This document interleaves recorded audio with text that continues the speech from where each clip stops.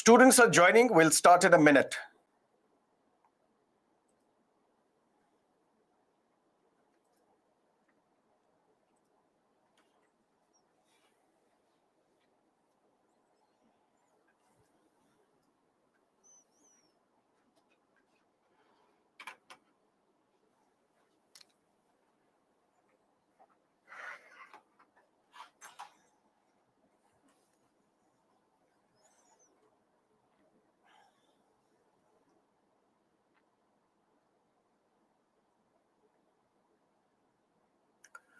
Hello, good morning, and welcome to Byju's Exam Prep. Today is lecture 2 of Indian Polity. Yesterday was an introductory class. What did we discuss? We discussed what is a constitution. Because when it comes to Indian polity, I told you there are 3 key areas that we have to focus on. First, the Constitution of India. Second, various laws passed by the legislature. Third, various judicial verdicts, the judgments of the Honorable Supreme Court, and some of the important judgments of the high courts as well. But for that, we need to understand what is a constitution. Constitution, as I said, is the supreme law of land which enjoys special legal sanctity, which means if at all there is a hierarchy, at the top we have the constitution, followed by the laws passed by the parliament, then the rules issued by the executive.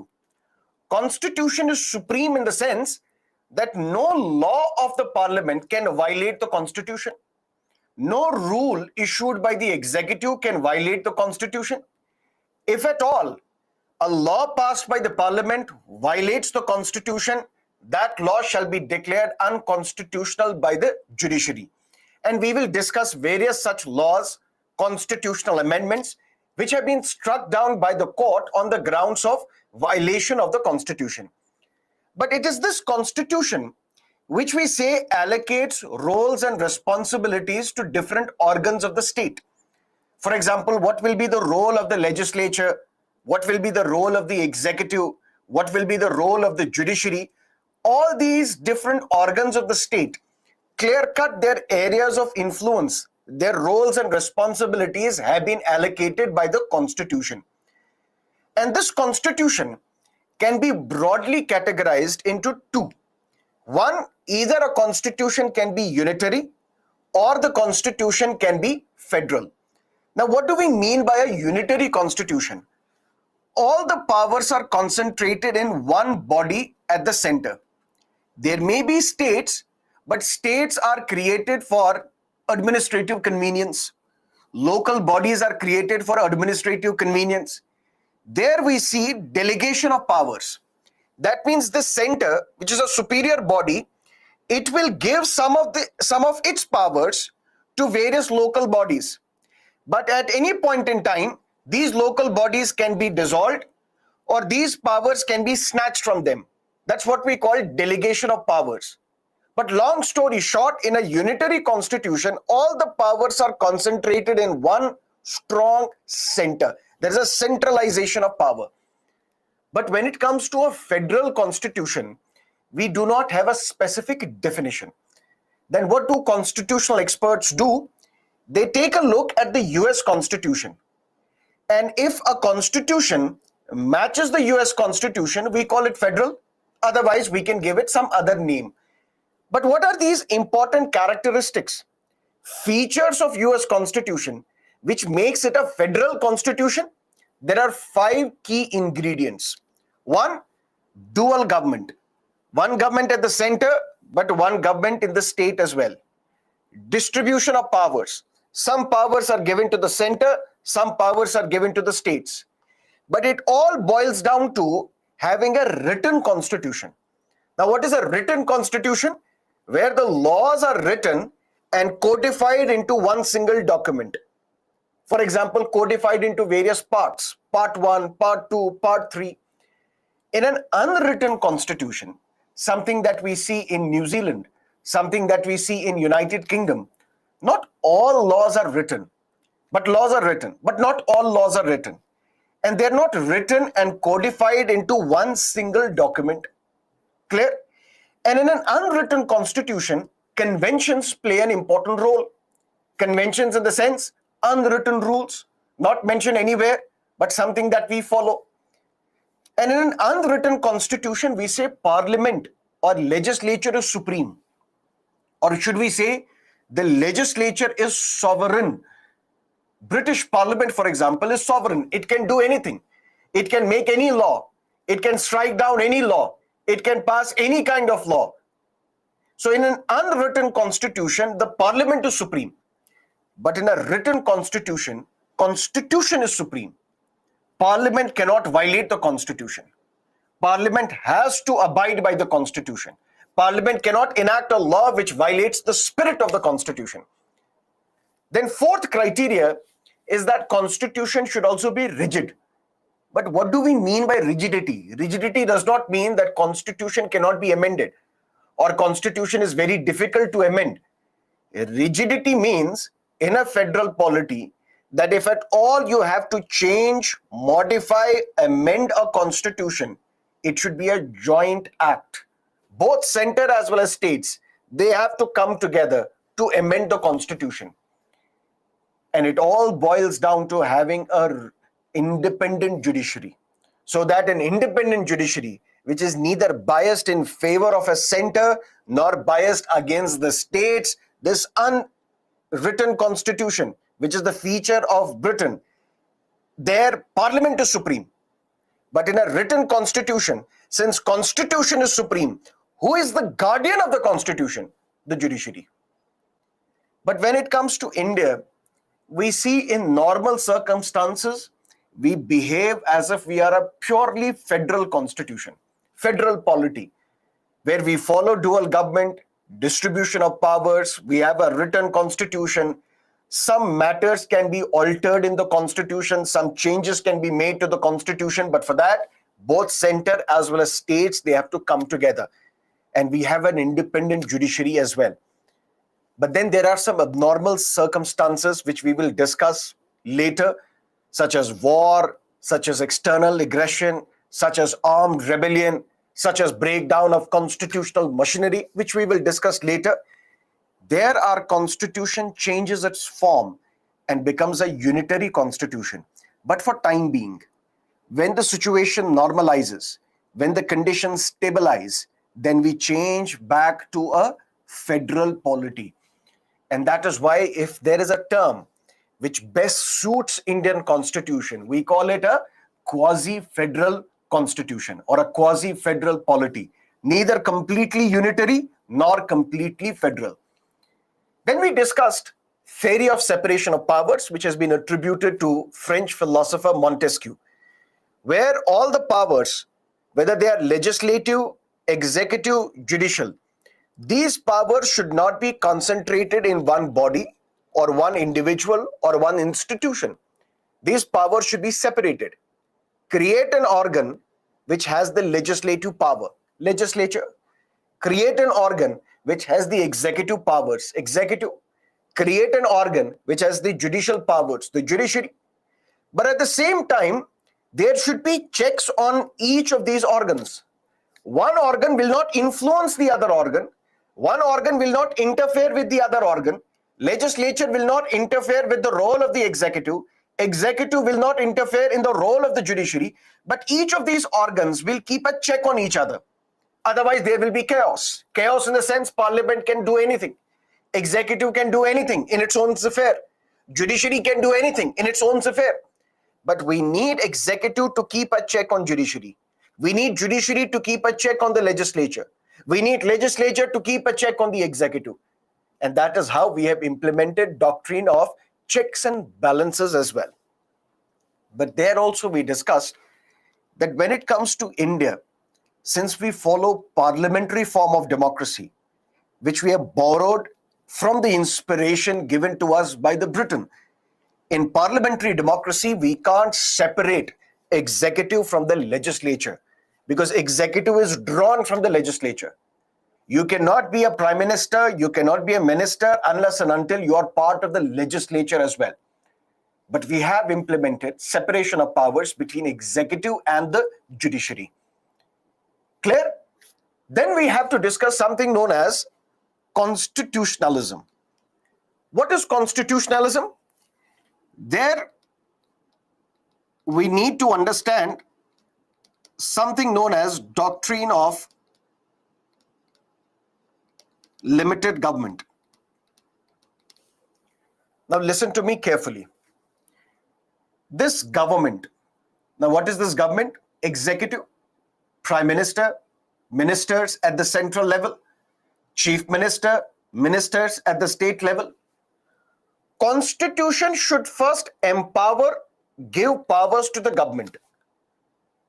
The government has various powers through which it governs the people of this country. So first, constitution has to empower the government, give powers to the government. And then the same constitution should impose limitations on this government as well. That is what we call doctrine of limited government, which means the powers available with the government, they are not unlimited. The government cannot do anything or everything that it wishes to do. The government cannot take arbitrary decisions. Now, what do we mean by an arbitrary decision? Let me give you a simple analogy. For example, you have attended this class. You're attending this class. And I'm going to say all the students who will join the class between 6 a.m. till 7:30 a.m., they cannot ask me any questions. But all the students who attend this class, who log into this class between 7:30 to 8:30 a.m., they can ask me 10 questions. And those who join the class after 8:30, they cannot ask me any questions. Now, what do you think this decision is? Isn't this arbitrary? Without any logic? Without any understanding? If I would have said, if there is a student who has a law background, that student has the power to ask only one question. But if there is a student who has a science background or commerce background or engineering background, they can ask me 5 questions. This decision is not arbitrary. There is a logic behind this. Logic is, if you have a law background, you would know everything that I'm talking about because you have the background. Now, you may have confusion here or there. For that, I'm telling you, you have the right to ask me only one question. Clarify your doubt and be done with this. But then there are students from science, engineering, commerce background who have absolutely no idea about constitution, who have absolutely no idea about how the governments function. You can ask me 5 questions. You can ask me 10 questions. So this decision of mine, where I classify students into various groups, some students cannot ask me questions. Some students can ask me only one question. Some students can ask me 5 questions. This decision is based on some logic. But what is the logic? When I say those students who join the class between 6 to 7:30, they cannot ask me any question. And those who join between 7:30 to 8:30, they can ask me 10 questions. And those who join after 8:30, they cannot ask me any questions. This is an arbitrary decision. To prevent the government from taking these arbitrary decisions, Constitution should impose limitations on the government. What is this limitation? Don't deny equality.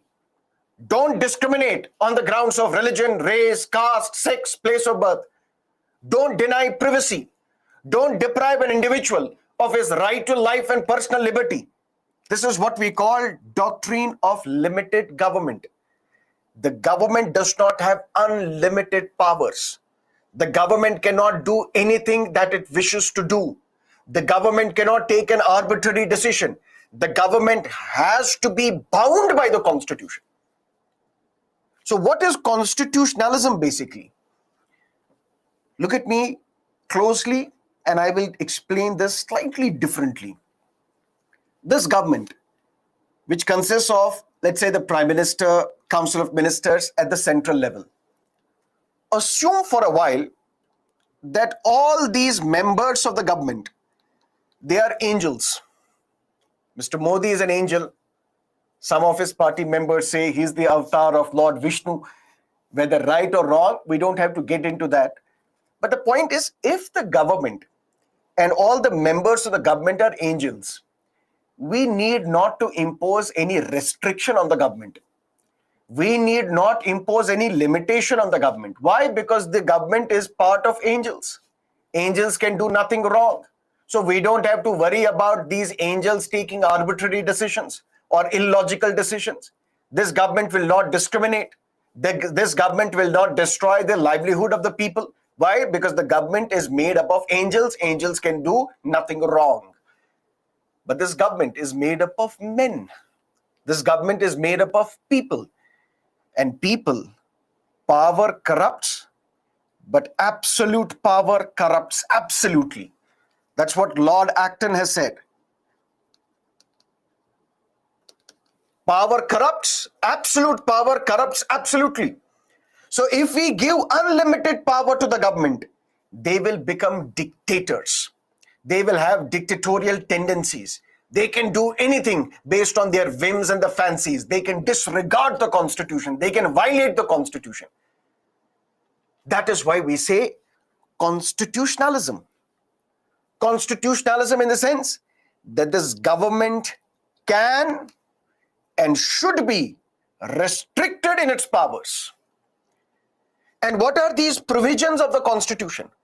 What are the provisions of Indian polity by which we implement constitutionalism, by which we ensure that the government does not take arbitrary decisions, by which we ensure that the government is limited in its powers? Those are the provisions we will have to discuss now. But very briefly, what is constitutionalism? We look at constitutionalism from the writings of various political theorists, scientists, such as John Locke.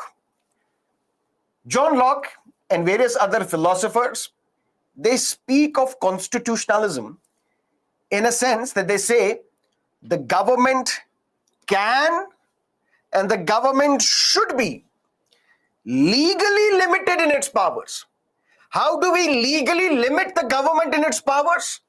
Through a law. Which is that law? The supreme law of land. And which is that supreme law of land? Constitution. This government can and should be legally, through the supreme law of land, through the constitution, limited in its power, so that its authority or legitimacy is upheld. This government, which can and which should be legally limited in its powers, so that this government does not take any arbitrary decision. We can call this government legitimate if it observes these limitations, if it accepts these limitations. For example, you may have read in newspapers that there is a particular government which is illegitimate. Why is that government illegitimate? Because it is doing something which goes against the wishes and the aspirations of the people. There is a government which discriminates against the people. There is a government which deprives people of its livelihood. That means this government is violating the principles of constitutionalism. This is an allegation, for example. But the point is, constitutionalism means that through constitution, through the supreme law of land, first we should empower the government. First we should give powers to the government, because we have to give powers to the government. Otherwise, how will the government perform? How will the government rule and govern the people of this country? It should be empowered to implement the laws.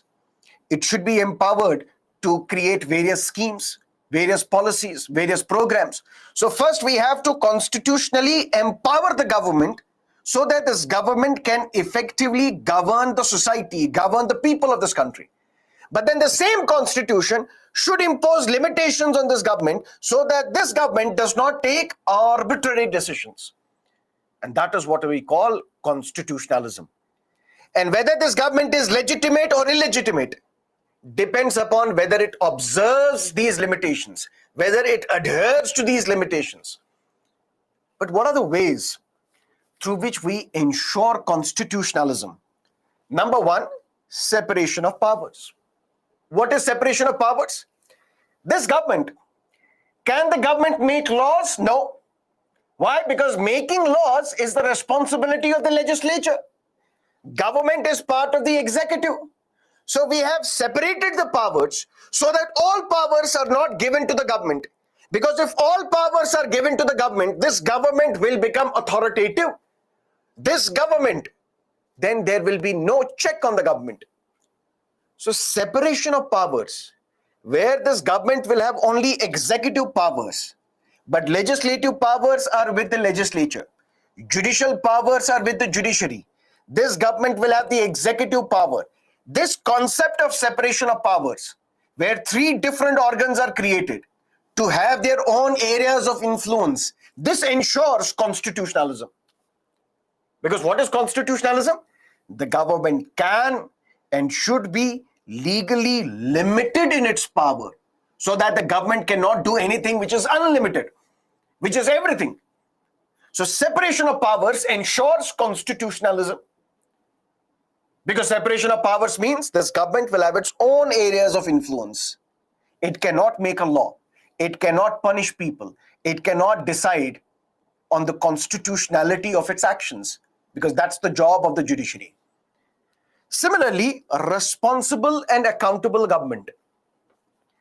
We discussed yesterday that parliamentary form of democracy means what? Parliamentary form of democracy means Prime Minister and his Council of Ministers. They are accountable to? Tell me in the comment section.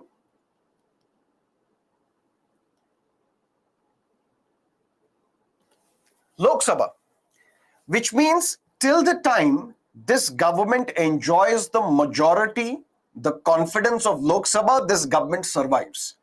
The moment this government loses its majority, it has no other option but to resign.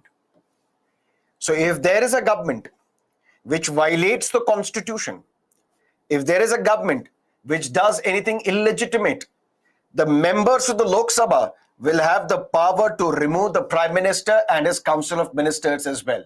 So Prime Minister and his Council of Ministers, who are part of the government, this government has to be accountable to the Lok Sabha, and this Lok Sabha is elected by the people of this country. Every 5 years, people come out in large numbers to celebrate the festival of India's democracy, which is the election.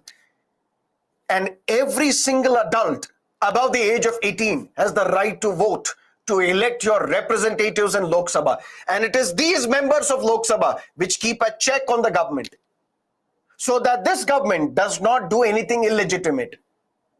So it is this accountable government, it is this responsible government which ensures that we value constitutionalism, we uphold constitutionalism.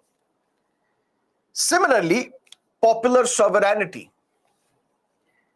Can you tell me, in India, who has the ultimate power? Ultimate power rests with what body or what individual or what institution? Ultimate power is with whom? Tell me. President, Prime Minister, judiciary. Ultimate power, my dear, is with us. That's how the Constitution starts. We, the people of India, having solemnly resolved to constitute India into a sovereign, socialist, secular, democratic republic. So our Constitution begins with we, the people, which means ultimate power is with the people of this country. You liked Dr. Manmohan Singh in 2009, voted him back to power. Didn't like him, voted for Mr. Modi in 2014. Liked him again, voted for him in 2019. Whether you like him or dislike him, that will be the final decision of the people of this country in 2024, when the next general election will be conducted. So ultimate sovereignty is with the people. Ultimate power is with the people. That's how we uphold constitutionalism. If you think that there is a government which is violating your rights, which is violating your dignity, which is discriminating against you, you can vote that government out of power, which means popular sovereignty, ultimate power is with the people of India. That's how we uphold constitutionalism. Rule of law. We will discuss rule of law in great detail when we will discuss fundamental rights.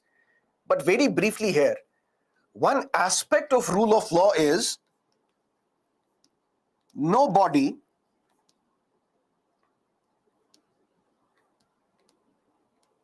shall be sentenced or prosecuted except for a breach of law. For example, very innocently, I have come in the morning, I'm delivering this lecture, and I'm explaining you the concepts of constitution, polity. Suddenly, there is a knock at my door. There is a police party waiting for me. Come, gentlemen, you are arrested. But what have I done? You are teaching students Indian polity. Is that a crime? What if I'm arrested for teaching students? I will go to the judiciary.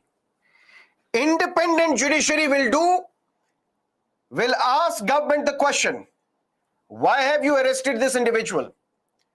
My lord, because he was teaching polity to the civil services aspirants. For God's sake, tell me any law in this country which says teaching polity to the students is a crime. So if it is not a crime, if he has not violated any law, how dare you violate the rights of the people of my country? This independent judiciary, which is not biased in favor of the government, which is independent in its actions, which will uphold the constitution, which will focus only on the constitution, this independent judiciary will set me free. That means this government, if it has unlimited power, it can do anything. Even ask its police to enter the studio and arrest this polity teacher because he is teaching polity to the civil services aspirants. It is not a crime. And if I am arrested, there has to be someone which can restrain the government. How dare you arrest this individual? He has not committed any crime. He has not violated any law, and the court will set me free. So judiciary will uphold rule of law. Rule of law means law will govern everything. If you have violated a law, you can be arrested. If you have violated a law, you can be prosecuted. If you have not violated any law, why should your dignity be snatched? Why should you be arrested? Why should your liberty be snatched from you? Why should your freedom be snatched from you?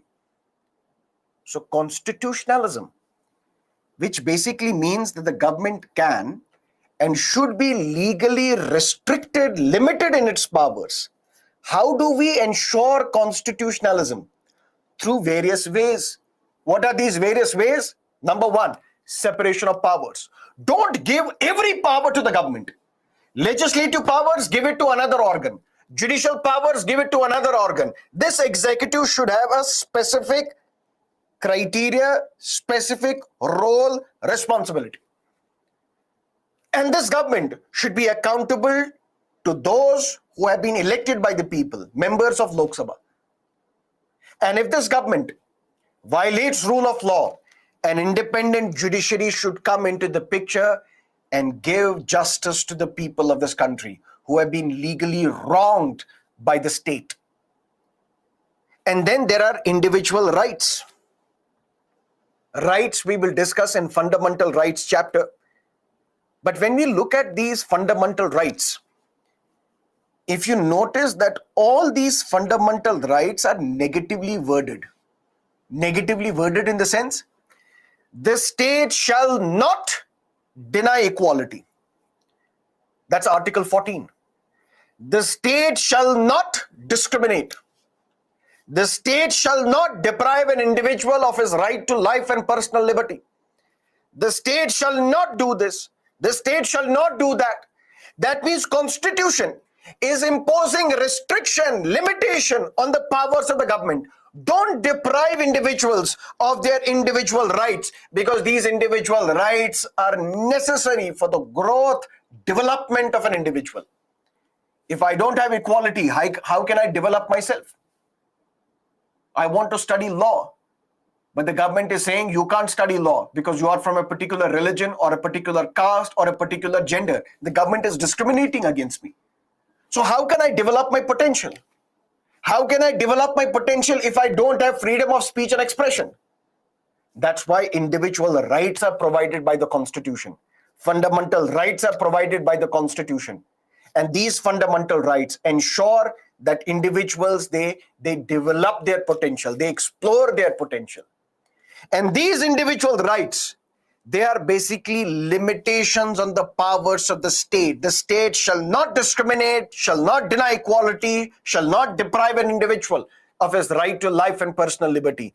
These rights ensure constitutionalism. So what is constitutionalism? The government can and should be legally limited in its powers. How do we ensure that? Through separation of powers. How do we ensure that? Through accountable government. How do we ensure that? Popular sovereignty, ultimate power is with the people. How do we ensure that? Rule of law. How do we ensure that? Independent judiciary. How do we ensure that? The individual rights provided by the Constitution. That's what we call constitutionalism. Once constitutionalism is over, let's discuss various types of majorities which we will encounter throughout the course of our lectures.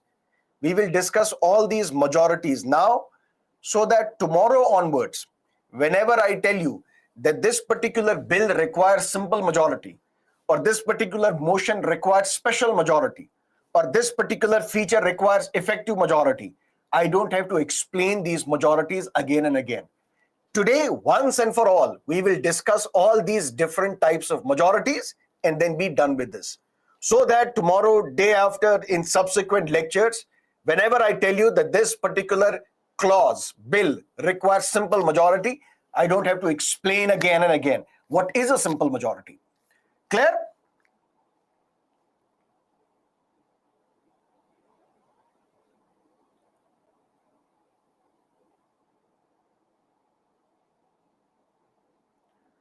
Okay.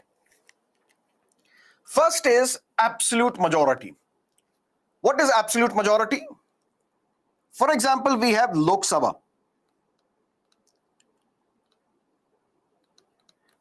What is the total strength of this house?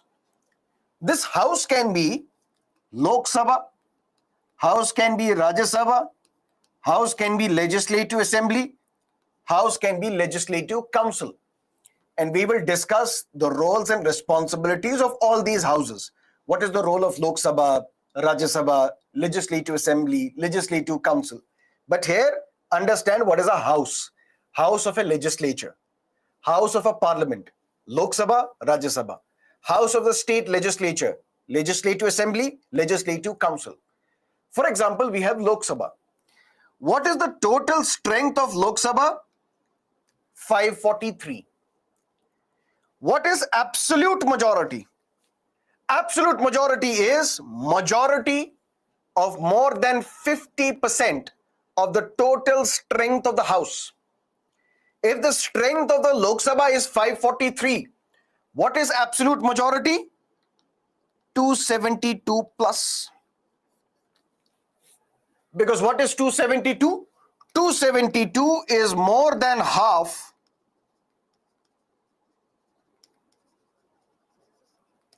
of 543. This is absolute majority.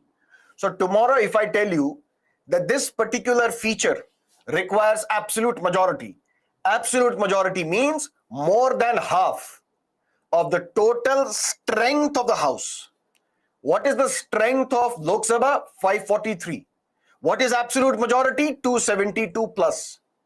Which means it should be more than half of the strength of the house. It cannot be less. More can be 272 plus 273, 275, 280, absolute majority. For example, we say BJP has won absolute majority in Gujarat Legislative Assembly elections. It has won more than half of the seats in Legislative Assembly of Gujarat. That's why we say they have won an absolute majority. So what is absolute majority? More than half of the total strength of the house. If the strength of the house is 500, more than half would be 251 plus, because 251 is more than half of 500. 251 plus is the absolute majority. Is it absolutely clear? Very good. Second is simple majority. What is simple majority? More than half of the members present and voting. What does that mean? Let's say 543 is the total strength of Lok Sabha. 543 is the total strength of Lok Sabha. Lok Sabha is right now in session. Session in the sense Lok Sabha members are meeting. Yesterday, Ms. Nirmala Sitharaman presented the budget. So members of Lok Sabha are present in the Lok Sabha. So Lok Sabha is in session. If the total strength of Lok Sabha is 543, let's say, for example, only 500 are present. Why? What about these 43 people? They are absent. Rahul Gandhi is busy with Bharat Jodo Yatra. Other members of the parliament may be busy working in their constituency. Some of them are taking a nap. Some of them are not interested at all. Sunny Deol is busy promoting his son. He is not there in the Lok Sabha. Whatever the case may be. So 543 is the total strength of the House. 500 members are present. Out of these 500 members, 100 abstain.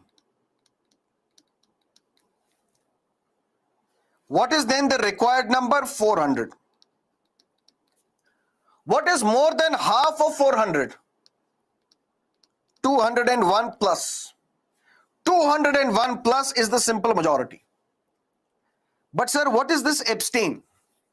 Let's say, for example, there is a no confidence motion issued against the Prime Minister. Yesterday I told you briefly about no confidence motion. I'll tell you slightly more today, but just to understand what is simple majority. This Prime Minister and Council of Ministers, they are accountable to Lok Sabha. What do we call this? Parliamentary democracy. Clear? Which means Prime Minister and his Council of Ministers, they can remain in office as long as they have the majority in Lok Sabha. And what is that type of majority? They should have simple majority. What is that simple majority? Let's say, for example, Mr. Rahul Gandhi and other members of the Lok Sabha, they introduce a no confidence motion in Lok Sabha. Let's assume no confidence motion means opposition is alleging that the Lok Sabha does not have the confidence in the Prime Minister. If this no confidence motion is passed by simple majority, approved by simple majority, Prime Minister has no other option but to resign. If this no confidence motion is defeated, that means it does not obtain simple majority, Prime Minister survives, the government survives. Now let's assume for a while that BJP does not have enough majority in Lok Sabha. They do not have majority in Lok Sabha. Let's assume for a while. Which means there will be some members of Lok Sabha, some political parties, which don't want to appear that they are closer to the BJP or closer to the Congress, or they are anti-Congress and pro-BJP, or they are pro-BJP but anti-Congress. They don't want to be in that situation. They want to remain equidistant. That means they want to chart their own territory. They don't want to be seen as closer to the BJP or the Congress. They want to remain equidistant from both these political parties.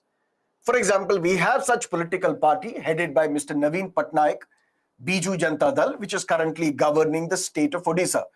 We call that political party, it is equidistant from both BJP as well as the Congress. They are neither part of the BJP alliance nor they are part of the opposition alliance. Now, when this no confidence motion is introduced by the Congress in Lok Sabha, some members will vote in favor of this no confidence motion. That means we don't trust the Prime Minister. Prime Minister should resign. For example, Trinamool Congress, for example, DMK, for example, Samajwadi Party, for example, Aam Aadmi Party, maybe they will vote against the Prime Minister. And the members of the BJP will vote in favor of the Prime Minister. Members of AIADMK will vote in favor of the Prime Minister. Members of YSR Reddy, they will vote in favor of the Prime Minister. But there will be some members who will abstain. They are present in Lok Sabha, but they will not vote. Why? Because they think if we vote in favor of opposition, then people in our state will think that we are closer to the Congress. If we vote in favor of the BJP, people of our state will think we are closer to the BJP, but we want to remain equidistant from both the political ends, from both the sides of the political spectrum. We want to remain equidistant. So they will abstain. Let's say 100 such members abstain. 500 members are present, but all these 500 members, they do not vote on this vote of no confidence, on this no confidence motion. 100 of them abstain, which means 543 is the total strength of Lok Sabha. 43 members are absent. They are not present in Lok Sabha. They are absent. Sunny Deol is absent. Rahul Gandhi is absent. Adar Gandhi is absent. All these are absent. But 500 who are remaining, now they have to vote either in favor of Mr. Modi or against him. Now 100 of them decide we will remain in the House, we will remain in Lok Sabha, but we will not vote. We will abstain from voting. 100 such members abstain from voting, which means what is now the required number? What is now the number left over? 400. This 400 becomes what? Members who are present as well as voting. 543 is the total strength of the House. 500 is the number members who are present. 100 members, they abstain. They are present, but they are not voting. Then what is now the number? 400. What is this number? This is the number of members who are present in the House. They are voting in the House as well.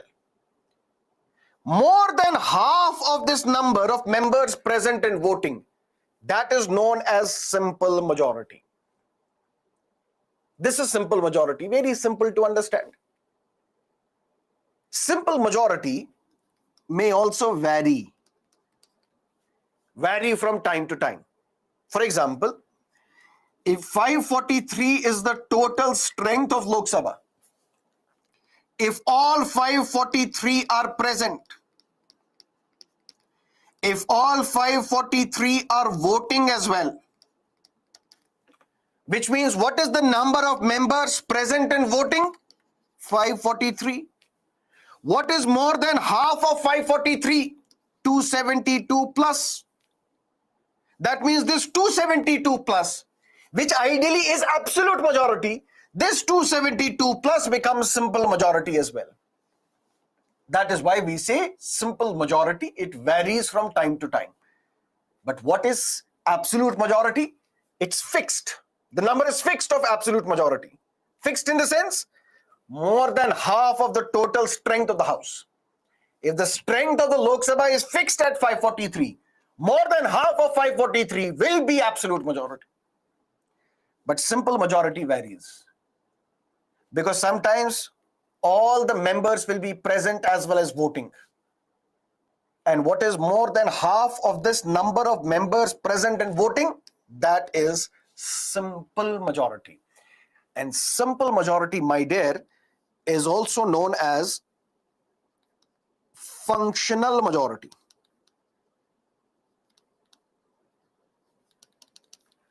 Functional majority in the sense, if at all it is not mentioned in the Constitution for a specific thing, what is the majority required? For a particular provision, what is the majority required?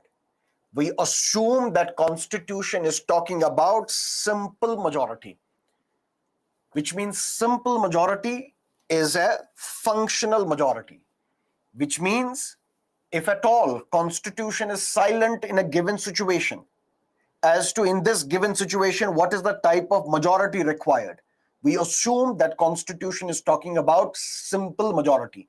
And what is simple majority? Very simple to understand. More than half of the members present and voting. This is simple majority. Any questions?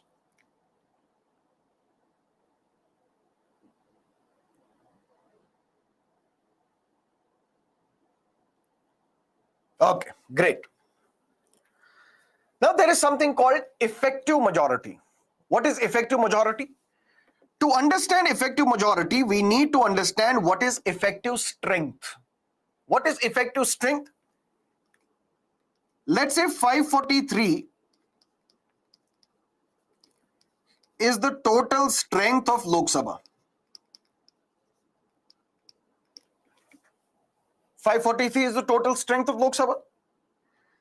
Out of this, 43 are vacancies.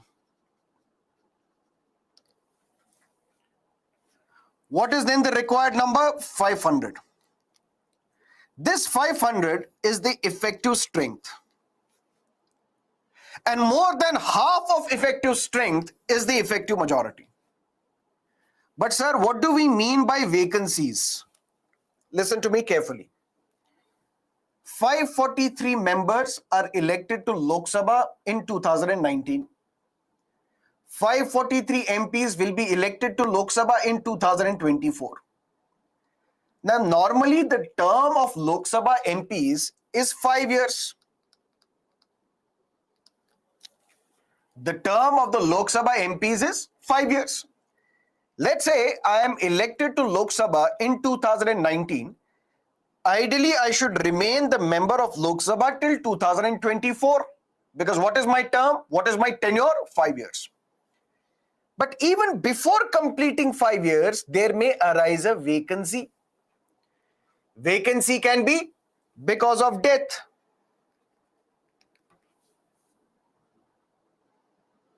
Some MPs may die. Vacancy can be because of resignation.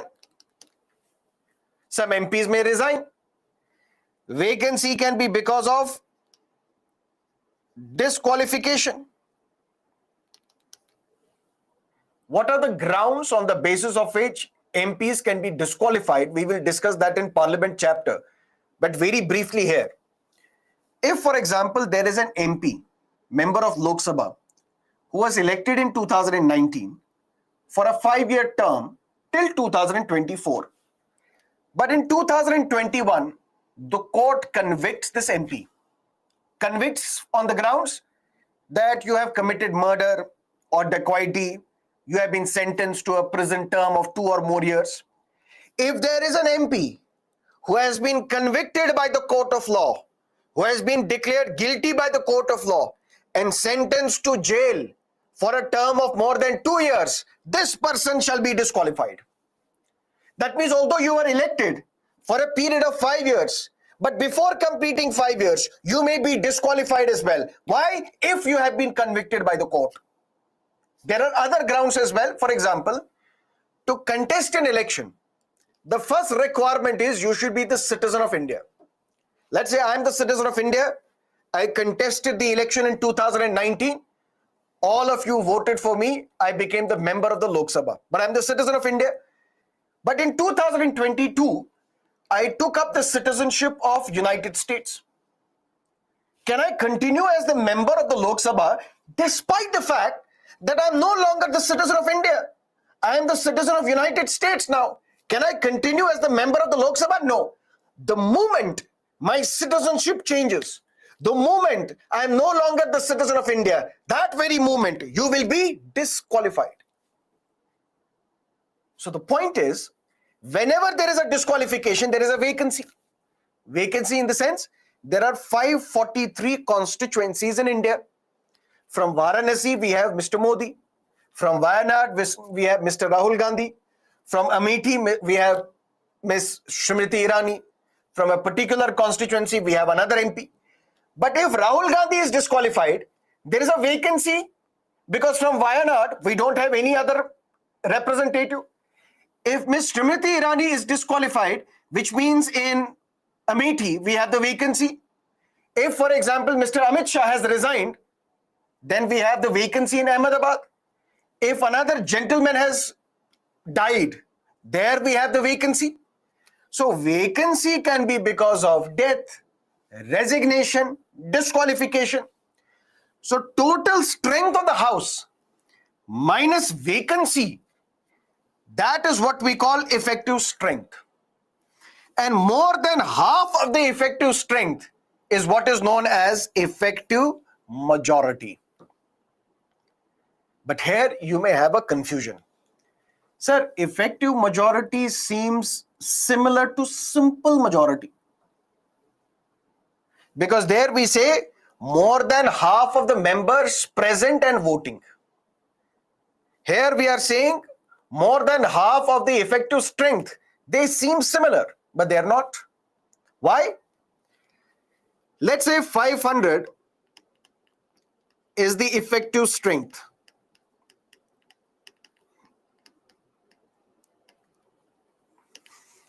Effective strength means total strength minus vacancy. Out of 500, 100 are absent. What is the remaining number? 400. And these 400 members, they are present as well as voting. Now listen to me carefully. Prime Minister can be removed from his office if a no confidence motion is passed by what type of majority? Simple majority. Let's change it just for the sake of understanding.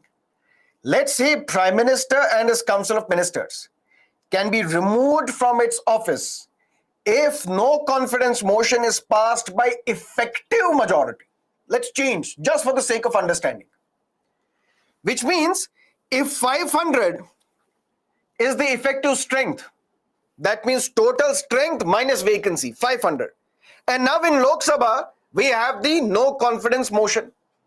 Now the members of the Lok Sabha will have to vote whether Prime Minister should continue or Prime Minister should resign.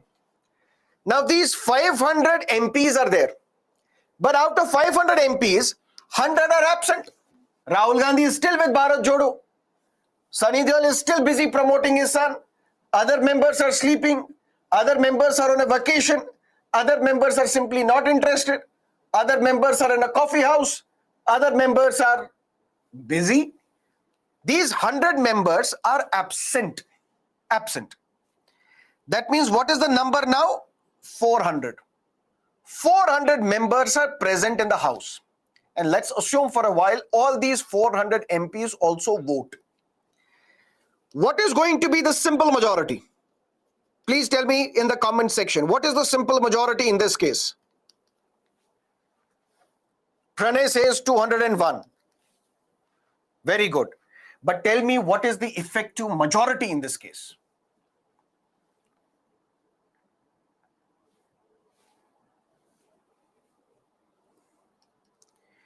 Effective majority in this case is 251 plus.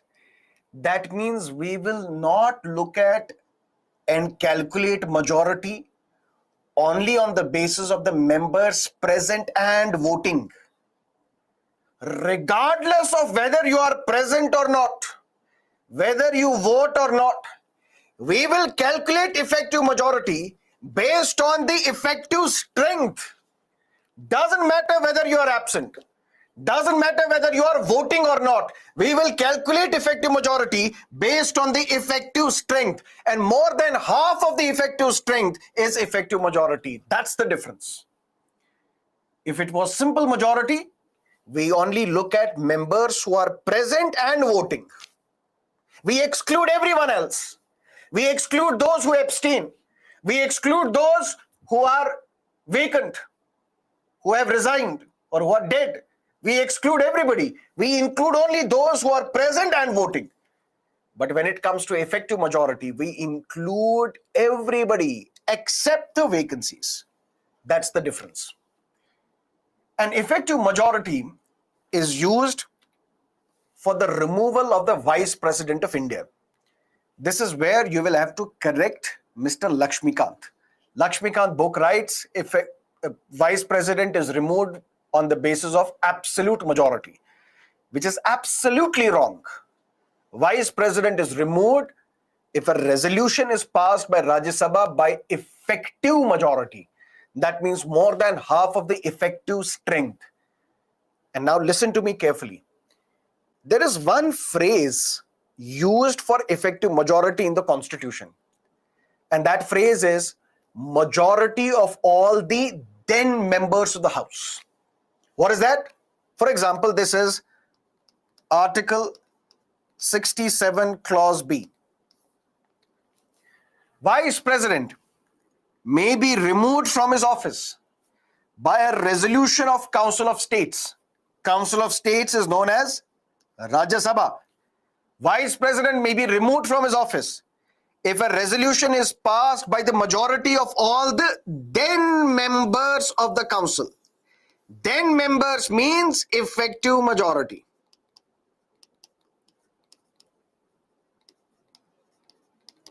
Then members means those who are the members. That means minus the vacancies. Because once we exclude the vacancies, because there are no representatives from these constituencies, there is a vacancy. When it means it's a vacancy, that means they are no longer the members. Majority of all the then members, that means those who are the members at that time, whether they are present or not, whether they abstain or not, doesn't matter. They are the members at that time. That means we are talking about effective strength.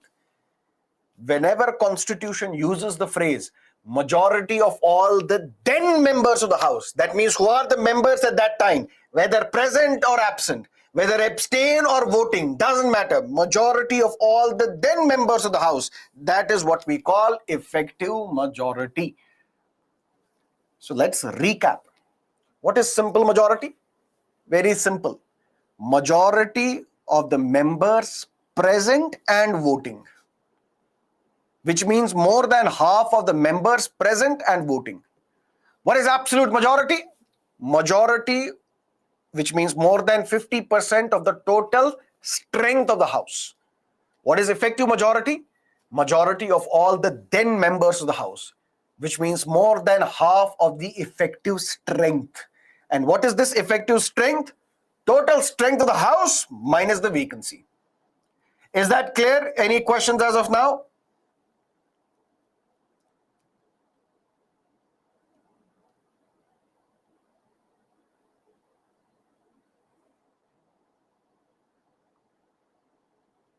Sir, is that majority needed to remove Vice President in Lok Sabha, Rajya Sabha, or both?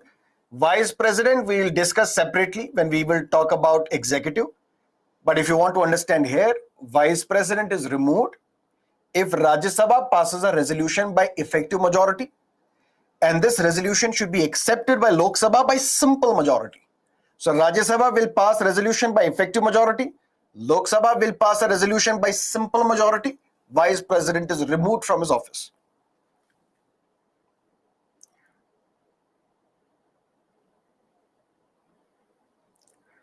Shalu, you're right.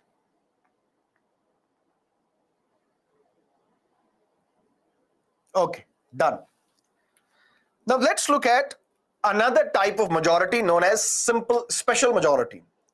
And the special majority comes in various flavors. Flavors such as vanilla, strawberry, blackcurrant, tender coconut, flavor 1, flavor 2, flavor 3, flavor 4. And what are these different flavors? Special majority flavor 1. Simple majority is more than half of the members present and voting. What if we change more than half to majority of 2/3 members present and voting?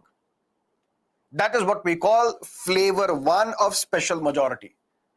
So flavor 1 of special majority means just replicate simple majority, but instead of saying more than half of the members present and voting, say more than 2/3 of the members present and voting. That is special majority. Clear? But special majority flavor 2 is something different. Majority of 2/3 members present and voting and majority of the total membership of the House. This is the type of majority which is used to amend the Constitution. That's why I told you yesterday, amending the Constitution is difficult. Difficult in the sense, it requires a difficult type of majority. Now listen to me carefully. Let's say this is Lok Sabha. Clear? 543 is the total strength of Lok Sabha.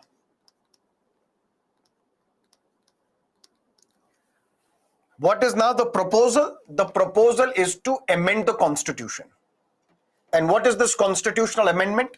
Maybe members of the parliament want right to safe drinking water and sanitation should be added as a fundamental right in the Constitution. For example, in 2002, right to education was added as a fundamental right for all the children in the age group of 6 to 14. So we amended the Constitution to provide another fundamental right to free compulsory primary education to all the children in the age group of 6 to 14. This is a constitutional amendment. But first, it's a constitutional amendment bill. Bill is a proposal. The proposal is to add Article 21 capital A to the Constitution so that we provide right to free and compulsory primary education as a fundamental right to all the children in India in the age group of 6 to 14. First, it's a proposal. Once Lok Sabha passes this, then Rajya Sabha passes this, or first Rajya Sabha passes this, then Lok Sabha passes this, then the matter will go to the President. President will sign this constitutional amendment bill. This constitutional amendment bill will become Constitutional Amendment Act. It will become the law of the land. It will now be implemented. But first we need this bill. Bill is a proposal. Let's say the proposal now is to add right to safe drinking water and sanitation as a fundamental right under the Constitution. For that, this bill should be passed by Lok Sabha, should be passed by Rajya Sabha, then should be signed by the President of India. Let's say this bill is introduced in Lok Sabha. And in Lok Sabha, it requires a majority. What type of majority? Flavor 2 of special majority. What is flavor 2 of special majority? More than 2/3 of the members present and voting and majority of the total membership of the House. What is majority of the total membership of the House? This is absolute majority. Because what is the definition of absolute majority? More than 50% of the total strength of the House, which means majority of the total strength of the House. Majority of the total strength of the House is absolute majority. So this means this bill should satisfy both the criteria. It should be supported by more than 2/3 of the members present and voting, and it should be supported by the majority of the total membership of the House. That means it should have the absolute majority as well. If both the conditions are satisfied, the bill is passed. If both the conditions are not satisfied, the bill is defeated. Let's look at the condition now. 543 is the total strength of the House. Clear? Out of this 543, let's assume 143 are absent. Let's assume. Which means what is now the number? 400 is the number of members present. Out of this 400, 100 are abstaining. They are present in the Lok Sabha, but they don't want to vote, neither in favor of this bill nor against this bill. They will sit in Lok Sabha and they will watch other members voting or not voting. They abstain. What is now the number? 300. 300 is the number of members present and voting. Let's assume that out of these 300, 260 are voting in favor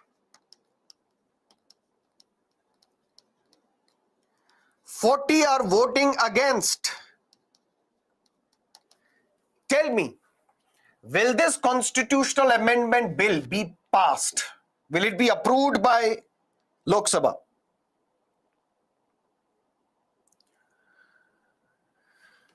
Pranay says no. Kirubargar says no. Gumnam says yes. Gumnam, my dear.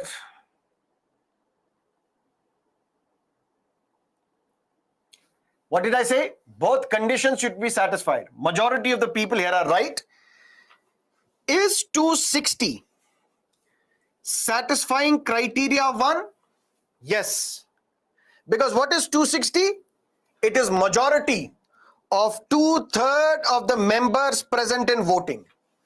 Yes, 260 clearly is more than 2/3 of the members present and voting, which is 300. But is 260 absolute majority? No. Is 260 majority of the total membership of the House, total strength of the House? No. That means unless and until 272 of this number vote in favor of this constitutional amendment bill, this bill cannot be passed. Both conditions should be satisfied. Majority of the 2/3 members present and voting, as well as majority of the total membership of the House. I'll give you one more example. 543 is the total strength? Yes, sir. Out of 543, 543 are present. 543 are voting as well. Out of 543, 280 vote in favor.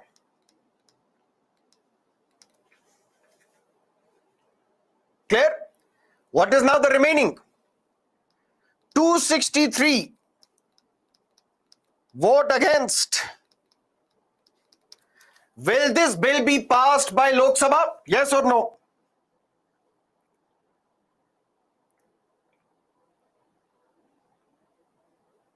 Gumnam, tell me now. Will this bill be passed?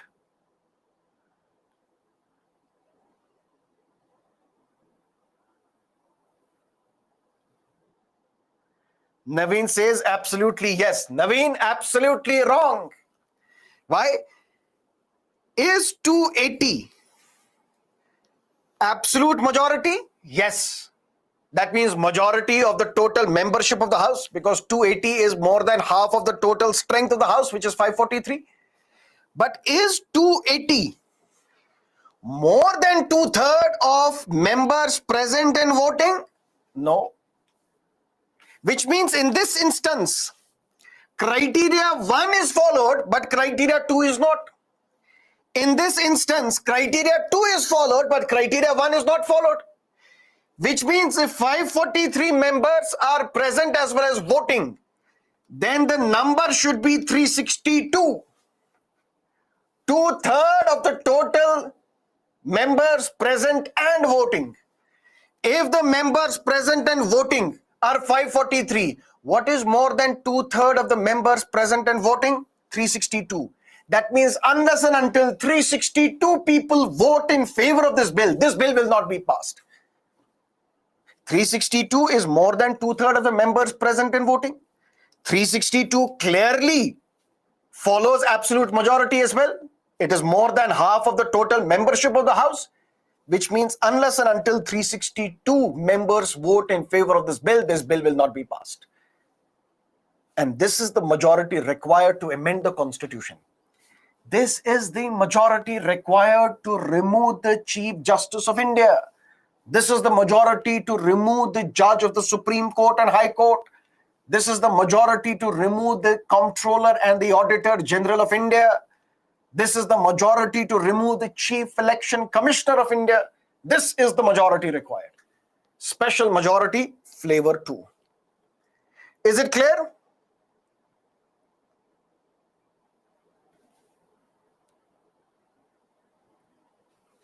Now Gumnam is right.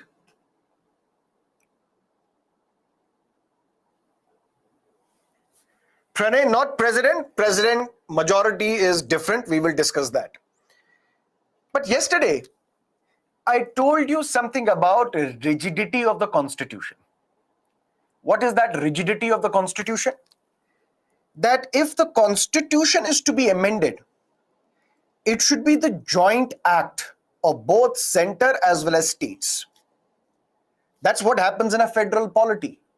In a federal polity, if the Constitution is to be changed, then center unilaterally cannot alter the Constitution. Center and the states together, they have to come and change, amend, modify the Constitution. Clear? In India also, there are some features which we call our federal features. If these federal features are to be changed, then we require this majority, plus we require ratification by more than half of the states as well. What are these federal features? For example, if we change the election of the president and the manner in which the president is elected, if we change the extent of executive power of the union and the states, manner of the president, for example, very briefly here, we will discuss this in president separately. But to elect the president, who votes? Members of Lok Sabha vote, members of Rajya Sabha vote, members of the state legislative assemblies vote. So your MLAs in the state legislatures, they also vote. What if tomorrow we say, let's amend the Constitution? Let's say from now onwards, the president will be elected only by Lok Sabha and Rajya Sabha. State legislative assemblies will have no role, which means we are changing the manner of president's election. Such a bill cannot be passed in the parliament. Such a constitutional amendment cannot be implemented unless and until this constitutional amendment is supported by more than half of the state legislatures as well. Which means, the previous example, let's amend the Constitution to add a right to safe drinking water and sanitation as a fundamental right. For that, what is the majority required? More than 2/3 of the members present and voting, plus absolute majority. Clear? But if a bill, a constitutional amendment bill, wants to alter some of the federal features, if a constitutional amendment bill, if a proposal wants to say that from now onwards, state legislative assemblies will not be involved in amending the Constitution, will not be involved in electing the president. President's election will be done only by Lok Sabha and Rajya Sabha. State legislative assemblies, state MLAs, they will have no role. This bill will be passed by both Lok Sabha as well as Rajya Sabha by the special majority flavor 2, by 2/3 of the members present and voting plus absolute majority. But this bill, which is passed by both houses of the parliament by flavor 2 of special majority, will not be sent to the president. Before being sent to the president, this bill will be sent to all the state legislative assemblies in India, seeking their permission. If we have 28 states and 2 union territories in India where we have legislative assembly, because there are 2 union territories in India, Delhi and Puducherry, where we have a legislative assembly, this bill will be sent to the legislative assembly of all the 28 states, 2 union territories where we have the legislative assembly. That means this bill will be sent to 30 legislative assemblies. If 16 legislative assemblies agree, Constitution is amended. If 16 legislative assemblies or more agree that yes, from now onwards, we will have no role in electing the President of India, then this constitutional amendment bill will be sent to the President, President will sign, and the Constitution stands amended, modified. But what type of majority is required for the state assemblies to give their concurrence, to give their ratification, to ratify this? Parliament will pass this constitutional amendment bill by flavor 2 of special majority. But once this bill is sent to the state legislative assemblies, they need to approve this constitutional amendment by simple majority. That means more than half of the members present and voting. So Parliament will pass by special majority flavor 2. State legislative assemblies will have to approve it only by simple majority. And once they approve it, the constitution stands amended. So what are the different types of majorities? Number one, absolute majority. What is absolute majority? More than half of the total strength of the House. Simple, absolute majority. What is simple majority? More than half of the members present and voting. Clear? What is effective majority? More than half of all the then members of the House, which means more than half of the effective strength. Then what is special majority? Number one, more than 2/3 of the members present and voting. Flavor two, more than 2/3 of the members present and voting and absolute majority. What is flavor three? More than 2/3 of the members present and voting plus absolute majority. But if this bill talks about altering federal structure, then this bill should be sent to all the state legislative assemblies. And only when more than half of the state assemblies, they accept this constitutional amendment by passing a resolution by simple majority, this bill will be sent to President. President will sign this, constitution stands amended. But which are these federal features for which we require ratification by more than half of the states? These are the 7 features. You don't have to remember them now because we will discuss this separately later, because these are the things that you will not understand right now. What is this executive power of the union in the state? What is this distribution of the legislative subjects? What is the role of Supreme Court and High Court? We will discuss it there. Here, just keep in mind what is flavor 3 of special majority. Flavor 3 is if some federal features, and which are these federal features? These 7 features.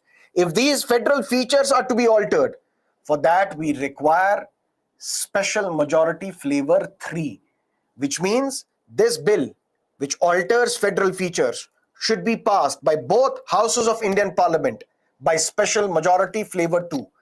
But then this bill will be sent to all the state legislative assemblies. And when more than half of the state assemblies accept this constitutional amendment, then this bill will be sent to the president for signature. The constitution stands amended. Clear? So GST is a federal feature? Yes. This was the procedure which was done for the implementation of the GST. Because the GST basically was change in the distribution of the legislative powers mentioned in the 7th schedule. Any of the list in 7th schedule if we change,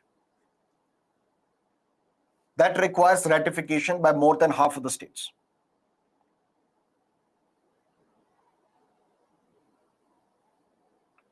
Ratification done only if amendment regarding federal features, not other amendments. Absolutely yes. Only in these features you require ratification by the states.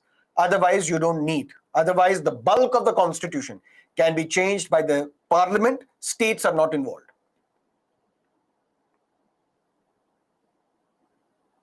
Sir, then not every constitutional amendment bill needs flavor 3. No, not every. Only these.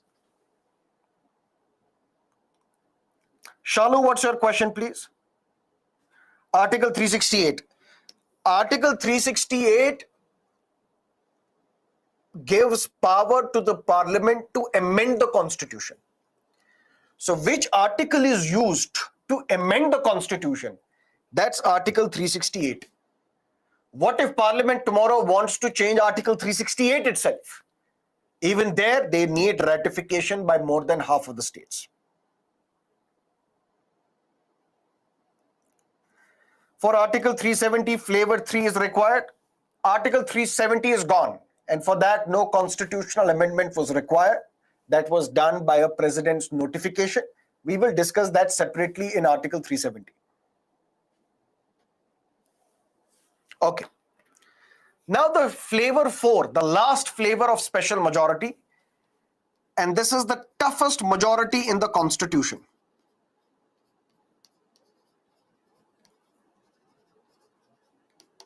And this toughest majority is used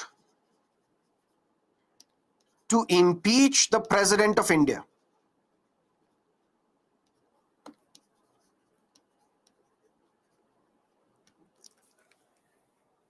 Listen to me carefully. What is impeachment of the President of India? Basically, President should be removed from his office. But this term impeachment is used only and only for the President of India.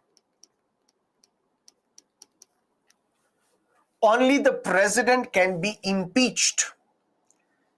The governor can be removed. CAG can be removed. Judges of the Supreme Court and High Court can be removed. Chief Election Commissioner can be removed. The term impeachment is used only and only for the President of India. What is the difference between impeachment and removal? That I will tell you when we will discuss President. But here, what are we discussing? We are not discussing the President. We are discussing flavor 4 of special majority, which is the toughest majority in the Constitution. And this toughest majority is used to impeach, which is to remove the President of India. And what is this flavor 4 of special majority? Majority of not less than 2/3 of the total membership of the House. We are not talking about 2/3 of the members present and voting. We are not talking about members more than 50% of the then members of the House or effective strength. We are talking about not less than 2/3 of the total membership of the House. Which means if it is Lok Sabha, total membership is 543. To impeach the President of India, Lok Sabha must pass this resolution. 362 members should vote to impeach the President. Anything less than 362, President cannot be removed. President cannot be impeached. This is the toughest majority in the Constitution, not less than 2/3 of the total membership of the House. This is the majority required to impeach the President of India. So we have completed all the majority. We have basically completed module 1. And in module 1, what did we discuss? Yesterday, I gave you an introduction of this program, of this course, the live online classroom program. Clear? There are some students asking, writing, sir, is this live? My dear, this is not live. This is a recorded lecture. I realized yesterday when I was recording that you will ask me this question, so I'm answering you now. It's not a live class. But be that as it may, I gave you an introduction of this live class program. We discussed what is a constitution, theory of separation of powers, doctrine of checks and balances, what is constitutionalism, and then we discussed these various types of majorities. Absolute majority, simple majority, effective majority, special majority. So that tomorrow or day after or whenever we discuss that this particular bill requires simple majority, I don't have to explain what is simple majority because we have covered it now. Later on, when I will tell you that President can be impeached by flavor 4 of special majority, I don't have to explain what is that flavor. Clear? Done? But flavor 4 never used till now? No, we haven't. No president has been impeached as of now. Please tell use of effective majority. Effective majority is used to remove Vice President of India, to remove the Speaker of the Lok Sabha, to remove Deputy Speaker of the Lok Sabha, to remove Deputy Chairperson of the Rajya Sabha. This is where effective majority is required. I am only here to tell you what is effective majority. But where effective majority is required, we will cross the bridge once we reach. So when we will discuss Vice President, I will tell you Vice President can be removed by effective majority. Speaker can be removed by effective majority. Where is simple majority required? To pass a money bill, to pass the budget, to pass a financial bill, to pass an ordinary bill. But I can't tell you what is an ordinary bill now because you will not understand. I can't tell you what's a money bill now because you will not understand. We'll have to cross the bridge once we reach. Patience. Patience is gold or diamond.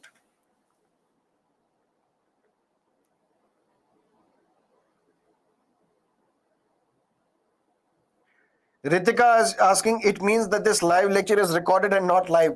My dear, this is live. That was just humor.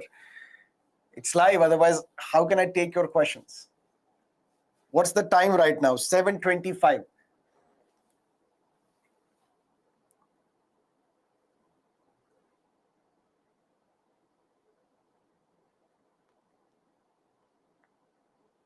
Okay. So what we will do now, we'll take a break.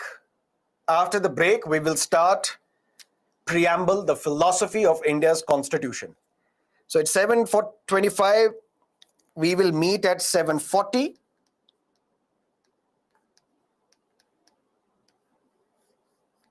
and then discuss the remaining modules. See you on the other side of the break. Take care.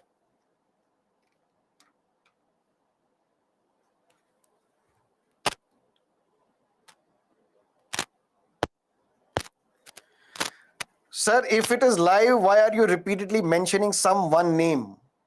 Akula, I'm mentioning your name as well now.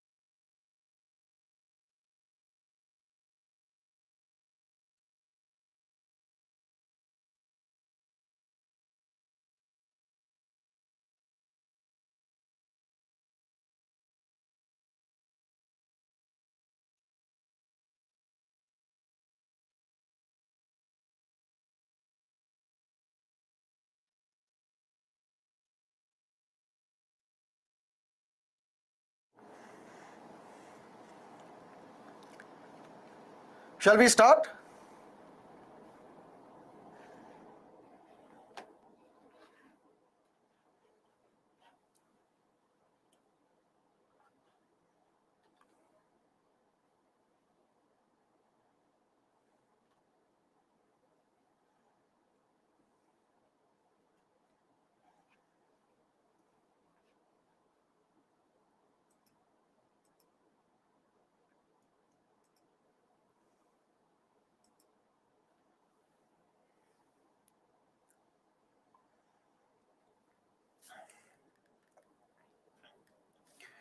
Now let's start with the preamble of the Constitution of India.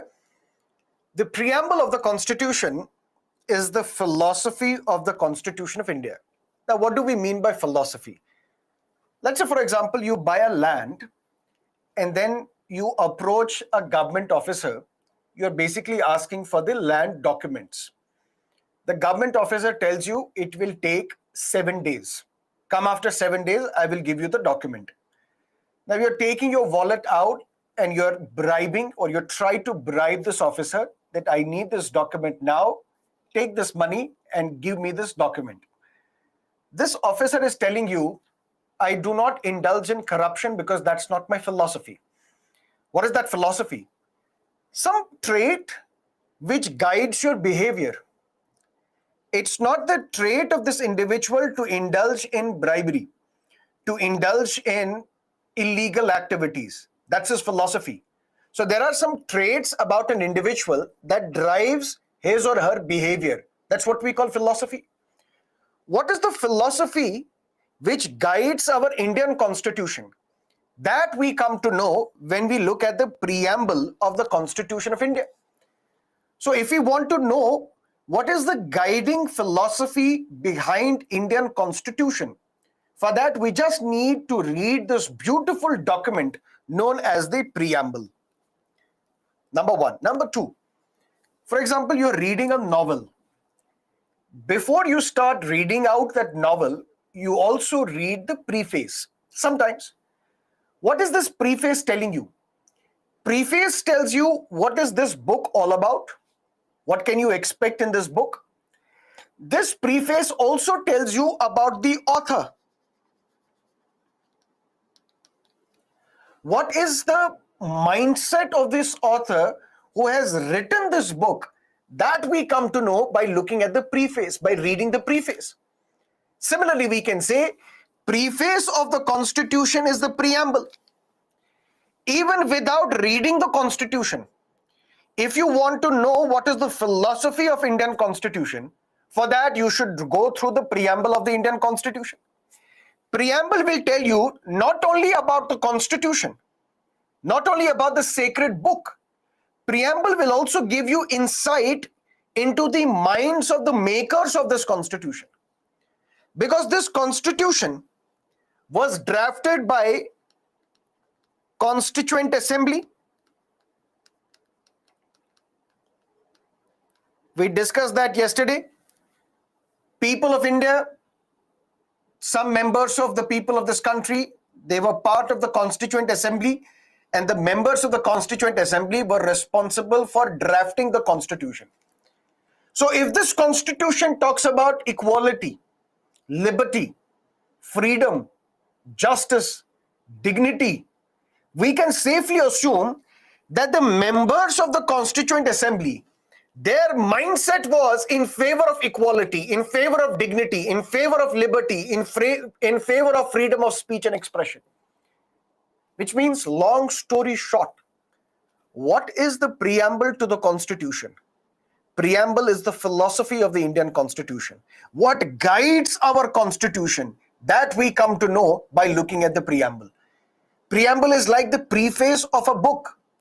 It will tell us about what this book is all about, but it also tells us about the mindset of those who drafted this book, who wrote this book, who wrote this Constitution. Nani Palkhiwala. We will discuss Nani Palkhiwala when we will study Keshavananda Bharati case. Nani Palkhiwala, one of the foremost, one of the brilliant legal minds that India has ever produced. Nani Palkhiwala says, preamble is like the identity card of the Constitution.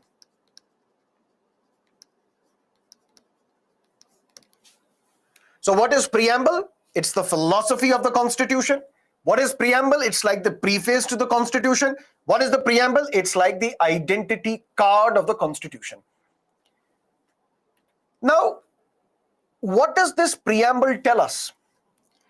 It sets out the ideals and goals which the makers of the Constitution intend to achieve through this Constitution.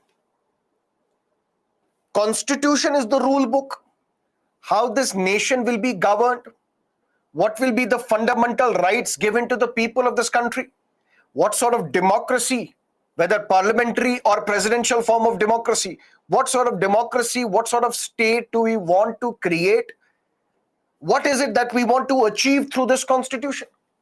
Those goals, those ideals, which the makers of the Indian Constitution thought we will achieve through this Constitution, those ideals, those goals are set out in the preamble. The Supreme Court said in Golaknath versus State of Punjab, 1967, that if you want to know in nutshell, what is the preamble? In nutshell, preamble reflects the ideals and the aspirations of the Constitution. This preamble is based on the objectives resolution of Pandit Nehru. What is this objectives resolution? We have an objective. What is the objective? You have enrolled in the Byju's classes to prepare for the civil services examination, but your goal is one, to clear the civil services exam to become an IAS, IPS, IFS, IRS officer. That's your objective. When the members of the Constituent Assembly got together, what was their objective? To write the Constitution. But the even more important objective was, what is it that we try to achieve through this Constitution? For that, Pandit Nehru introduced an objectives resolution in the Constituent Assembly. This objectives resolution was adopted by the Constituent Assembly on the 22nd of January 1947. Because when did this Constituent Assembly meet for the first time? 9th of December 1946. And on 22nd January 1947, this objectives resolution, which was moved by Pandit Nehru, it was adopted by the Constituent Assembly. And what was mentioned in that objectives resolution? That we want to establish a secular state, that we want justice for the people of this country, that we want freedom of speech and expression for the people of this country, that if we have any disputes, these disputes should be resolved through dialogue, through reconciliation. These disputes cannot be resolved through war. It is this objectives resolution which became the basis of the preamble. That means the same objectives resolution, which was introduced by Pandit Nehru, which was adopted by the Constituent Assembly on 22nd January 1947, with few changes here and there, the same objectives resolution became the preamble of the Indian Constitution. And I told you, preface tells us what this book is all about, but preface also gives us an idea into the mindset of the author. Similarly, preface to Indian Constitution is the preamble. Preamble tells us what is this Constitution all about, but it also unlocks the minds of the makers of the Constitution. It gives us insights into those minds which drafted our Constitution. And this was the question asked in your prelims examination one year, where it was asked, which of the following provisions unlocks the minds of the makers of the Constitution? Through which of the following features can we understand the mindset of those who drafted our Constitution? And that feature is the preamble. So long story short, what is the preamble? Preamble is the identity card of the Constitution. Preamble is the philosophy of the Constitution. Preamble is like the preface to the Constitution. This preamble tells us not only about the Constitution as a book, as a sacred book, but also about the mindset of those who drafted the Constitution. In nutshell, preamble tells us about the ideals and the aspirations of the Constitution. What is it that we want to achieve? that we intend to achieve through this constitution, those ideals are mentioned in the preamble. And this preamble is based on the objectives resolution moved by Pandit Nehru, adopted by the Constituent Assembly on 22nd January 1947. But when we look at this preamble, this is how the preamble reads. We, the people of India, having solemnly resolved to constitute India into a sovereign, socialist, secular, democratic republic, and to secure to all its citizens justice, liberty, equality, fraternity, dignity of an individual. When we look at this preamble, we can break this preamble into 4 parts. For our understanding, to understand for the civil services examination, we can break down this preamble into 4 parts, 4 areas.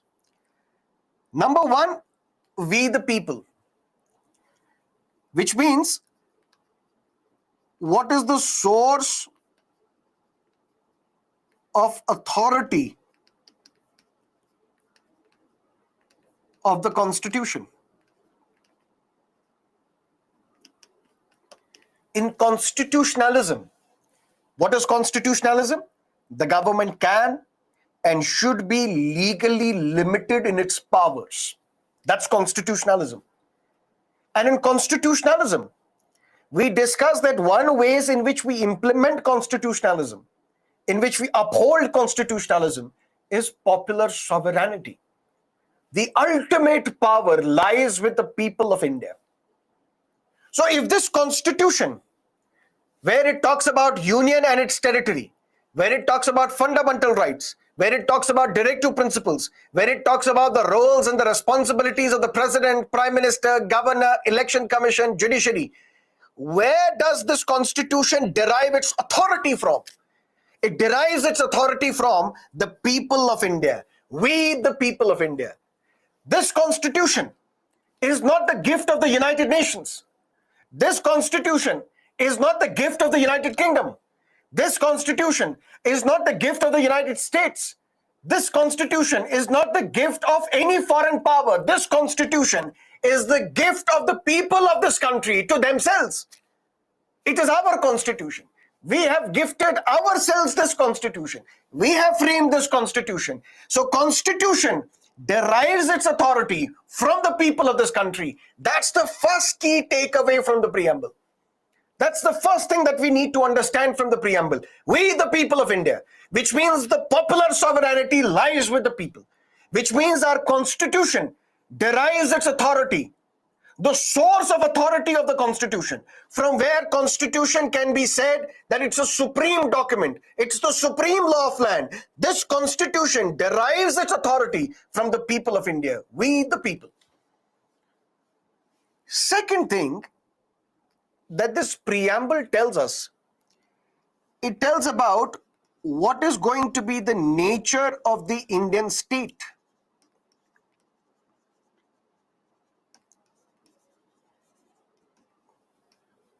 What is your nature?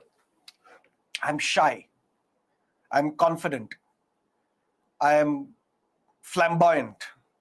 What's your nature? By nature, I'm gentle, for example. By nature, I'm helpful. What is the nature of the Indian state? It's going to be sovereign, socialist, secular, democratic, republic. How do we know this? By looking at the preamble. I will explain all these terms one by one, but here, just keep in mind that we can break down preamble into 4 areas. The first is, what is the source of authority of the Constitution? From where does the Constitution derive its authority from? If we say Constitution is the supreme law of land, at the top of the hierarchy we have the Constitution. Where does this Constitution derive its power, authority from? From the people of this country. Second preamble tells us what is the nature of the Indian state. And the nature of the Indian state is sovereign, socialist, secular, democratic republic. The third thing that preamble tells us, what are the objectives that we tend to achieve through this constitution? Through this constitution, We intend to achieve justice, but not only social justice, but political justice, economic justice, liberty of thought, belief, faith, worship. Say whatever you have to say, express whatever you have to express, take up any religion of your choice, freedom to take a religion, freedom from religion as well, stay atheist, stay agnostic, equality, liberty, justice, fraternity. Fraternity in the sense, a sense of brotherhood. In the sense, from north to south, we are different, yet we are united. We are unique, yet we are united. We may belong to different religions, different caste groups, different tribal groups, different linguistic groups, different regional groups. We may speak different languages. We may eat different food. We may dress up differently, yet we are common. Yet we are united. United by the nation. United by the oneness of this nation. That's fraternity. From north to south, east to west, we are one. That's the dignity. That's the fraternity. So that's the objective of the Constitution. So first thing, preamble tells us what is the source of authority of the Constitution. Second, preamble tells us what is the nature of the Indian state. Third, preamble tells us what are the objectives that we intend to achieve through this Constitution. Justice, liberty, equality, fraternity. And the last thing that preamble tells us, the date of adoption.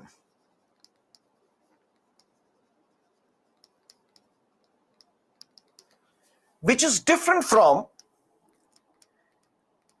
the date of enactment. This Constitution was ready, signed, adopted by the Constituent Assembly on the 26th of November 1949. But this Constitution entered into force. This Constitution was enacted on the 26th of January 1950. This 26th November 1949, we celebrate as the Constitution Day. 26th January 1950, we celebrate as the Republic Day.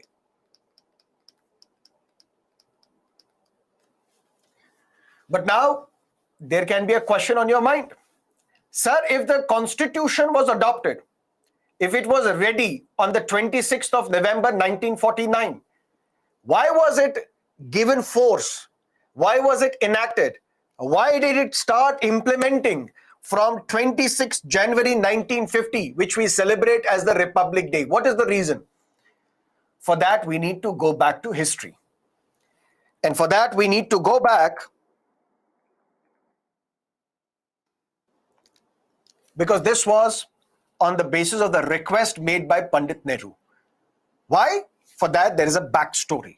What is the backstory? Indian National Congress, which was the most important political party which fought for India's independence, it was formed in the year 1885. But initially, Indian National Congress, they did not demand complete independence from the British rule. Initially, they were focusing on educating the people, because first they had to educate the people and tell the people that, see, you are a colony. You are not independent. You are governed by an alien power. You are governed by a foreign power. We are not governing ourselves. So we had to first educate people and tell them that you are a colony. You are under a colonial occupation. You are under an imperialistic power. And slowly and steadily, they started demanding something. They demanded that more and more Indians should be allowed to write the civil services examination. More and more Indians should be elected to the legislatures. So over a period of time, they wanted something called as Swaraj. Swaraj is known as self-rule. This is, if you study modern history, there you will realize that some movements were launched. For example, the Home Rule movement, which was launched by Lokmanya Tilak, Bal Gangadhar Tilak, launched by Annie Besant as well. Lokmanya Tilak, when he gave a popular slogan, Swaraj is my birthright and I must have it. He was not talking about independence. He was talking about Swaraj. He was talking about self-rule. Self-rule in the sense, British Queen will still be the ruler of Hindustan, will still be the ruler of India. But please allow Indians to elect Indians so that we can make laws for the people of this country, so that we can govern ourselves. Ultimate power will be with the Queen. Ultimate sovereignty will be with the Queen. But please allow Indians to self-govern.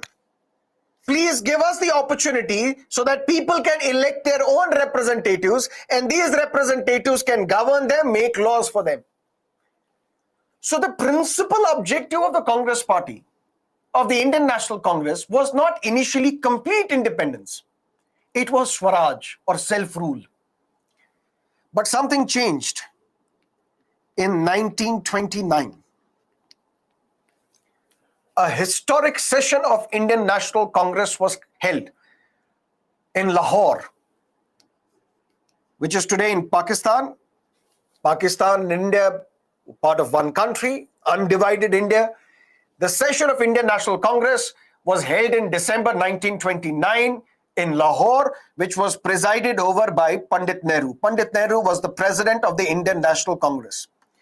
And there the slogan of the Congress Party was, the objective of the Congress Party was, we need some Purna Kranti or Purna Swaraj.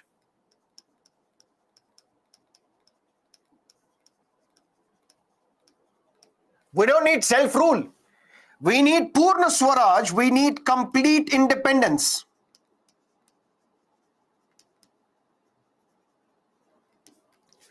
On the banks of River Ravi, a historic session was held in 1929 in Lahore, presided over by Pandit Nehru, where the goal of the Congress Party, the slogan, the objective of the Congress Party was, we don't need self-rule, we need complete independence, Purna Swaraj.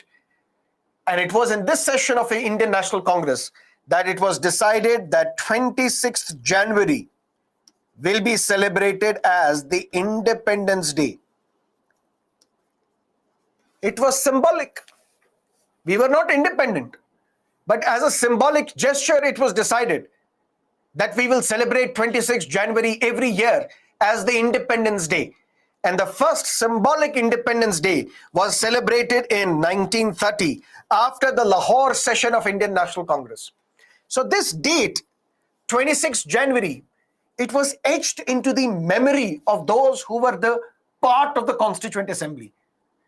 And Pandit Nehru requested the members of the Constituent Assembly, now that our constitution is ready, it is adopted on 26 November 1949. But can we implement this constitution on 26 January 1950? So that this 26 January remains etched into the memory of the people of India forever and ever. And that is why in 2023, we are discussing this. So 4 things that Constitution tells us, that the preamble of the Constitution tells us. Number 1, what is the source of authority of the Constitution? Constitution derives its authority from the people of India. We, the people of India. Second, Constitution tells us what is the nature of the Indian state. Third, Constitution tells us what are the objectives that we intend to achieve through this Constitution. And fourth thing that preamble tells us, it tells us about the date when the Constitution was adopted. It was adopted on the 26th of November 1949, which we celebrate as the Constitution Day, but it entered into force, it was enacted on 26th January 1950, which we celebrate as the Republic Day. Why? Because there is a backstory. And the backstory is 26th January is an important date in the history of India, because 26th January 1930 was the first time we celebrated, although symbolically, the Independence Day. And that is why 26th January is when the Constitution was enacted. Now let's look at one by one what is the nature of the Indian state? What do we mean by sovereign, socialist, secular, democratic, republic? Then we will look at what are these objectives that are mentioned in the preamble. What do we mean by justice, liberty, equality, fraternity, dignity of an individual? That we will discuss one by one. Clear?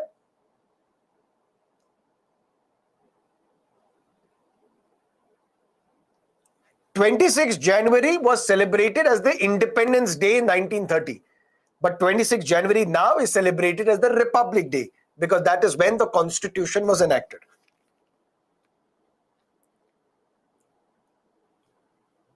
Okay.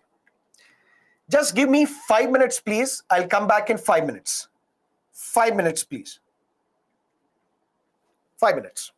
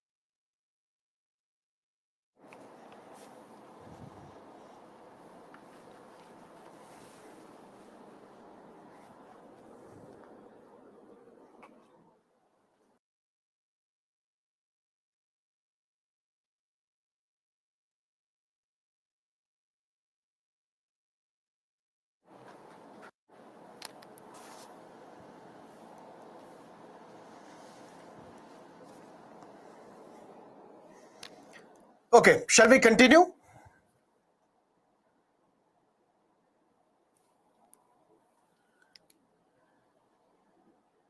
Okay. Now let's look at what is the nature of the Indian state. Sovereign, socialist, secular, democratic, republic. Let's look at them one by one. The first is sovereign. Let's assume for a while that if what Bal Gangadhar Tilak, what Lokmanya Tilak asked for, Swaraj, self-rule, what if it was granted? Which means Indians would elect their representatives. These representatives will make laws, but ultimately the power is with the Queen. That means any law which is passed by the Indians can be stopped by the Queen. That means we are not sovereign. Sovereignty means we can take any decision, we can unmake any decision without interference by any other country. If we want to pass the farm laws, we don't have to take the permission of any other country. What we want to do in India, whether we have to reorganize Andhra Pradesh and bifurcate Andhra Pradesh into Andhra and Telangana, for that we didn't have to seek the permission of any foreign country. We introduced a budget yesterday. Whether we want to increase the tax slabs or reduce them, we want to implement GST, we want to implement any other provision or any other law. For that, we don't have to take any permission from any other country. We are sovereign, which means we can take any decision, we can unmake any decision without any interference by any other country, which means we are sovereign. And preamble tells us that Indian state will always remain sovereign. It will never go back to monarchy. It will never go back to the British Empire. It will always remain sovereign. So the first nature is sovereign. We can take any decision, unmake any decision without any interference by other country. But let me tell you something and let me ask something. You may have heard of WTO. What is WTO? World Trade Organization. World Trade Organization, whoever is a member of WTO, India is one of the founding members of WTO. WTO imposes restrictions. Restrictions on the kind of subsidies that we may give our farmers, stockpiling of food. For example, WTO imposes restrictions on the kind of subsidies on fertilizers, on fuel, on electricity that we can give farmers, or what is the amount of food grain that we can stockpile, that we can store. WTO imposes these restrictions. And we have to abide by these restrictions. Can we say then we are sovereign? Sovereignty means we can take any decision, we can unmake any decision without any interference by any other foreign country. But WTO is interfering. WTO tells us whether you can give subsidies or not, how much subsidies can you give, what is the amount of food grains that you can store and stockpile. Does that mean then we are sovereign? We are still sovereign. Why? Because we have joined WTO out of our own free will. And at any point in time, we can come out of WTO. But once you join an institution, once you join a multilateral institution, once you join a multi-member institution, once you join an institution where different countries are part of, then you have to abide by the decisions taken by that organization. That doesn't mean we are not sovereign. We are sovereign because it is our decision to join WTO. It can be our decision to come out of WTO. That means we are sovereign. Long story short, sovereignty means we can make any decision, we can unmake any decision without any interference by any foreign country. That's nature number one of the Indian state. You are sovereign. Second, we are democratic. Democratic in the sense, what is democracy? And don't give me that cliched definition of democracy given by Abraham Lincoln. the government by the people, for the people, of the people. But democracy basically means people's rule. People's rule in the sense, are we like Mughal Empire, where through hereditary we decide who is going to be the next ruler of India? Whether after Babur it will be Akbar or Humayun, then Akbar, then Jahangir, then Shah Jahan, whatever it is.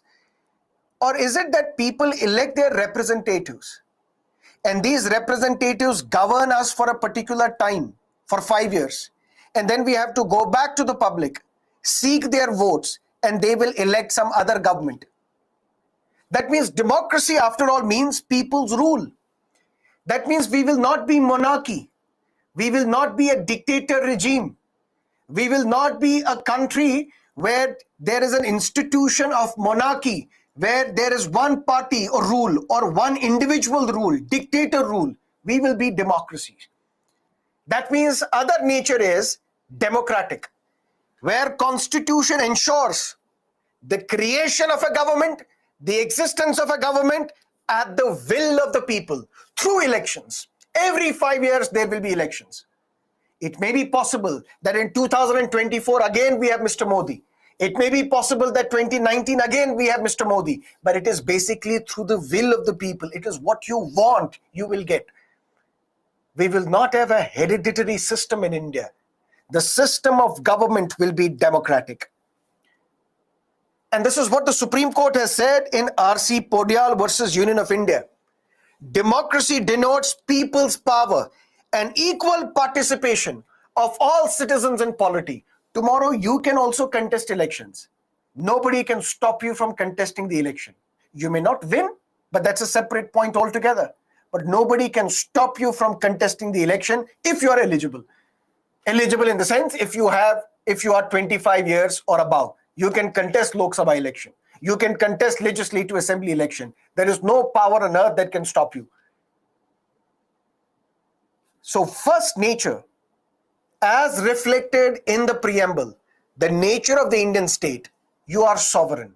Second, you are democratic. Third, you are republic. What do we mean by republic? The head of the state is elected and is not a hereditary monarch. Britain, for example,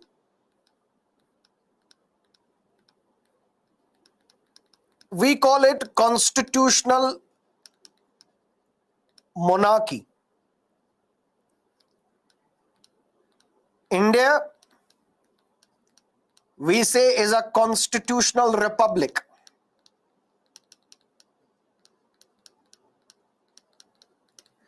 In Britain, do they have a constitution? Yes. That's an unwritten constitution. It has a lot of conventions, but nevertheless, it has a constitution. But who is the head of the state in Britain? The king now. Previously, it was the queen. So king, queen, then their sons and daughters. That means basically the head of the state is not elected by the people in Britain. The head of the state is a hereditary monarch. That is why we say Britain is a democracy. Britain has a constitution, but it is not a republic. It is a constitutional monarchy. Why? Because the head of the state is not elected by the people of Britain. The head of the state is a hereditary monarch. In India, we say we have a constitution and we are a republic as well. Because the head of the state, the first tribal president of India, Srimati Draupadi Murmu, elected not directly by the people, elected by the representatives of the people. Because Srimati Draupadi Murmu, she was elected by the members of the parliament, members of the legislative assemblies in India. But we elect MLAs, we elect MPs, and through them, we elected the President of India. So people of India elect the President of India, but not directly, indirectly, through our representatives in parliament and legislative assemblies. Prior to that, we had Mr. Ramnath Kovind as the President of India. Prior to that, we had Pranab Mukherjee as the President of India. Prior to that, we had Pratibha Devi Singh Patil as the President of India. Prior to that, we had APJ Abdul Kalam as the President of India. Tomorrow, can it be that the son or the daughter of the current president would become the president of India? Yes. But for that, that person should be elected again. So the head of the state in India is elected, is not holding this position because of his hereditary. The head of the state is an elected individual. That means India is a republic. A republic does not only mean that the head of the state is elected. A republic also means that this position to become the head of the state is open to all, without any discrimination.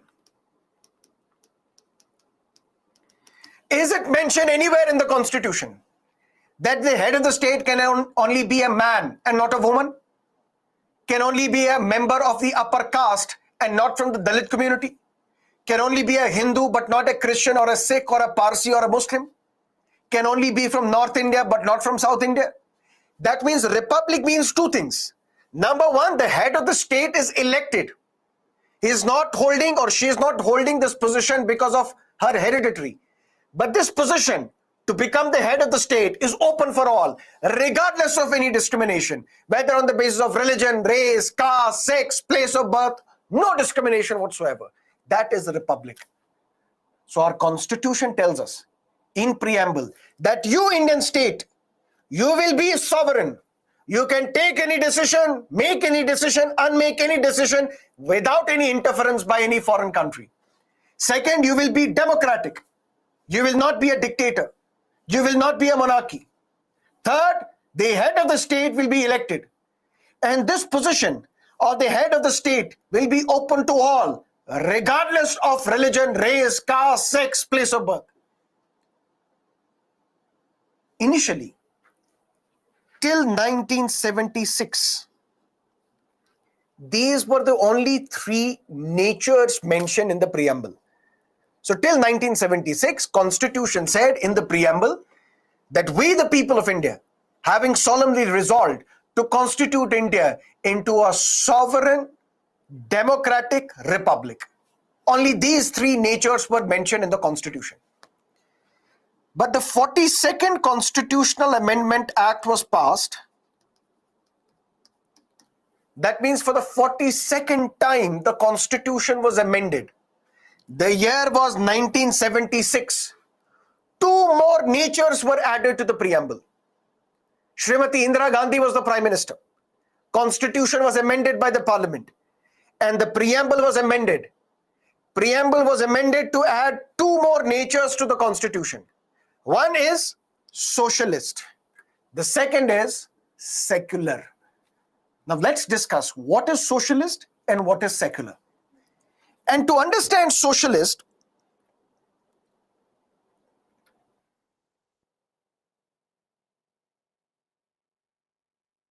we need to go back to the writings of Karl Marx.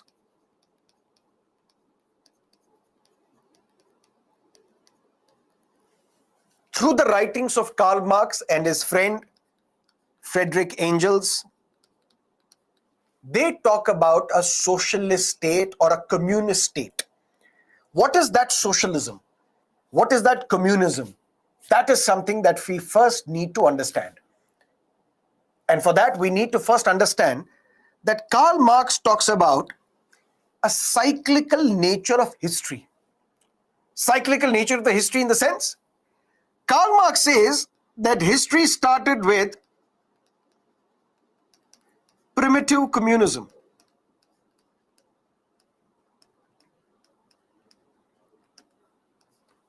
What is primitive communism? Karl Marx says when the history started, when the origin of the nation started, at that point in time, there was no private property. Private property in the sense, this is my land, this is your land, each and every land has an owner. That was not the case in primitive communism. All the tribals were residing in a particular area.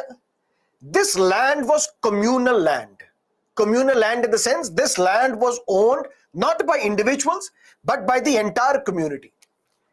Whatever was sown on this piece of land, and whatever was generated, whatever was harvested, that was equally distributed amongst all the members of this community. So it was a beautiful society, an equalitarian society, what is known as an egalitarian society, where there is no rich, there is no poor, where there is no upper class, there is no lower class. Everybody is equal, because this entire piece of land, nobody is owning this piece of land. This land belongs to the community. The entire community is the owner of this land. There is no private property.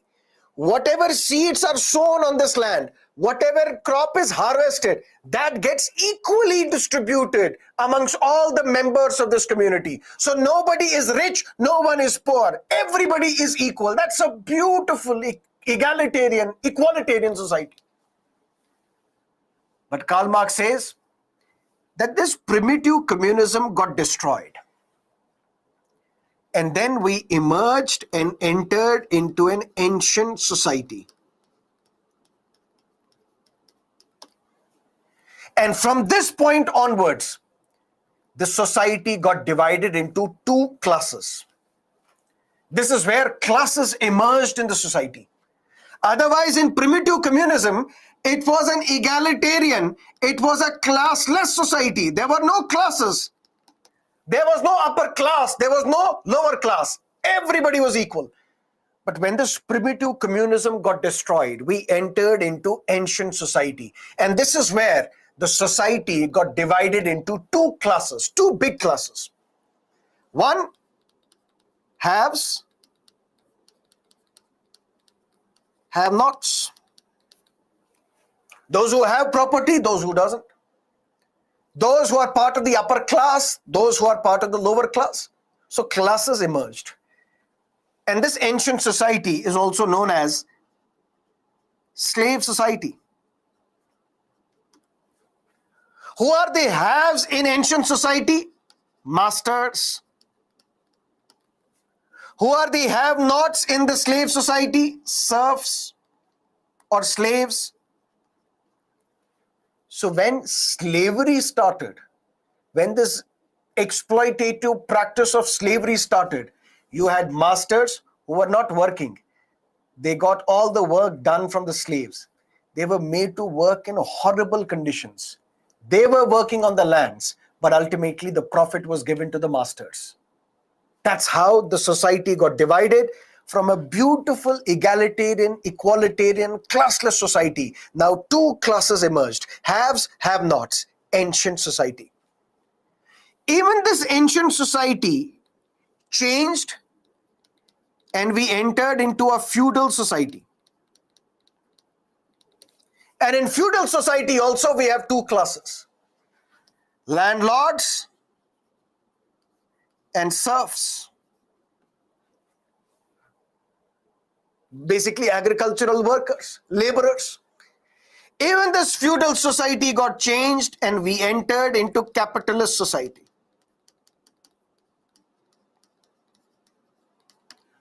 And in capitalist society also we have two classes of people, haves, have-nots. Who are these haves? Bourgeois. Who are these have-nots? Proletariat. If you are a student of sociology as an optional, you have to understand this in great detail. How the societies got destroyed, how new societies emerged, what was the basis of disintegration. But for the GS perspective, you don't have to go too deep into this, just understand the concept.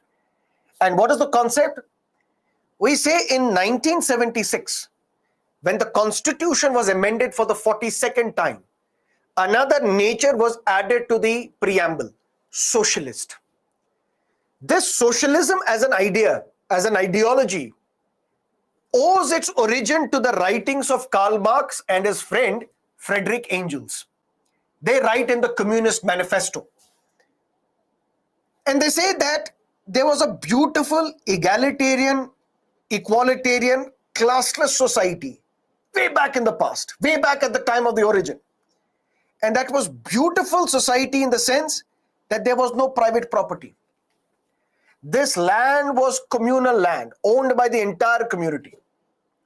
Anything that you sow on this piece of land, whatever crops you're harvesting, gets equally distributed amongst all the members of the community, which means there is no rich, there is no poor, there is no upper class, there is no lower class.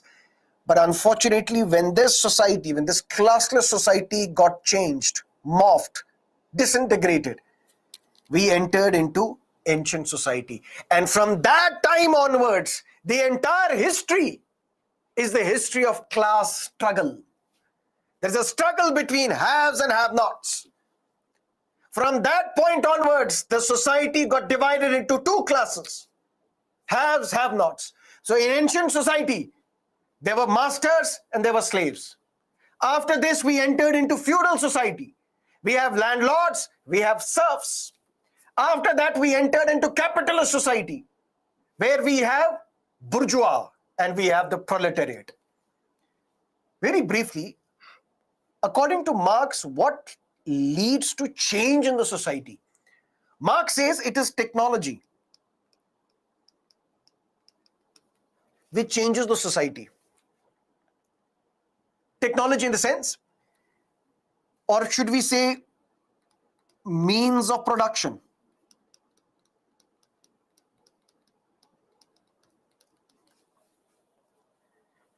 In feudal society, land was everything. Whoever has the land is rich. You were sowing something on this piece of land, indulging in agriculture, in other activities. There were those who were the owners of this land, and then there were those who were agricultural laborers. But then this agriculture, which used to be practiced through, let's say, cattle, buffaloes, oxen, through these, let's say, for example, these cattle were used to plough the field, so on and so forth. But then we had industrial revolution in Britain, which means of production got changed. Now we had factories emerging. Technology changed. Now we have factories emerging.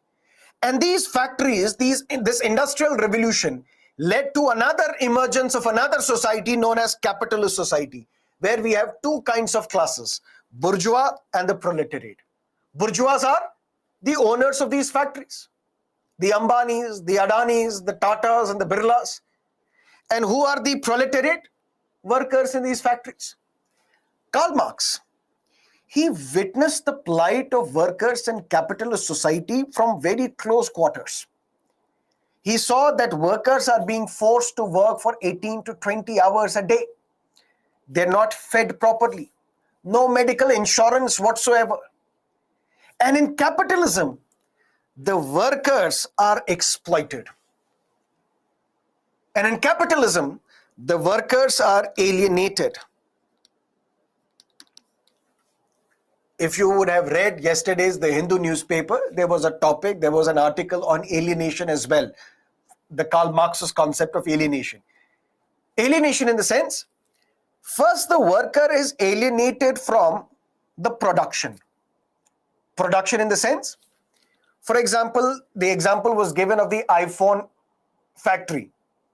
For example, 40,000 workers are working in the iPhone factory. Now, there is some element of specialization involved, division of labor. Some people will be part of the back end.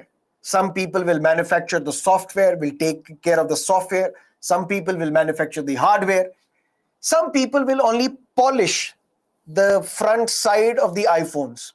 So there is level of specialization. Some people will be responsible for polishing the top side of the phone.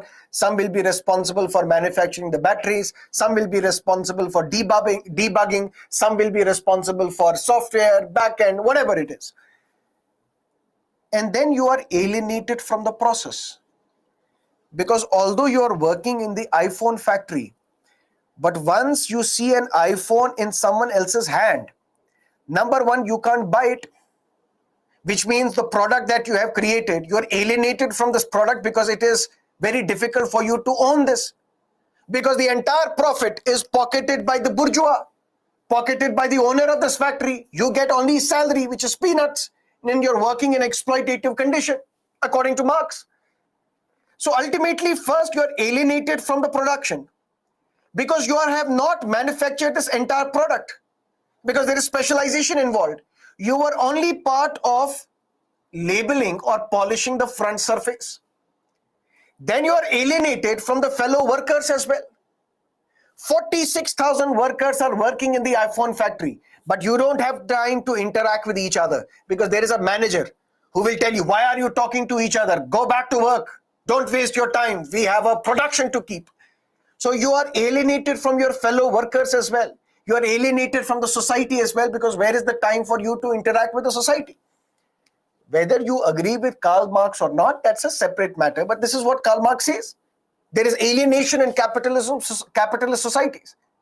And that is why he gave a famous slogan. All the workers of the world, unite. Unite. Let's have a bloody revolution. Let's overthrow this capitalist system. Let's overthrow this capitalist system so that we can go back to this beautiful society, beautiful classless society called primitive communism. So ultimately, Karl Marx's objective is to go back to communism, where there is a classless society, where there is no rich, there is no poor. Everybody is equal. That was the prescription given by Karl Marx. We will go back to the primitive communism. And for that, he called for a revolution. All the workers of the world, unite. Let's overthrow this capitalist system. But Marx realized that such is the horrible nature of our society right now that we cannot immediately transition from capitalist society to communism. There has to be a preparatory stage for this. We have to prepare for this beautiful communism. And that preparatory stage is socialism. And what will happen in socialism? There will be government. What will government do? All the private property will be dissolved. Everything will be owned by the government. So Ambani, Adani, Tata, Birla, every Birla, all your property is snatched. All your banks, factories, industries are nationalized. Government will control everything.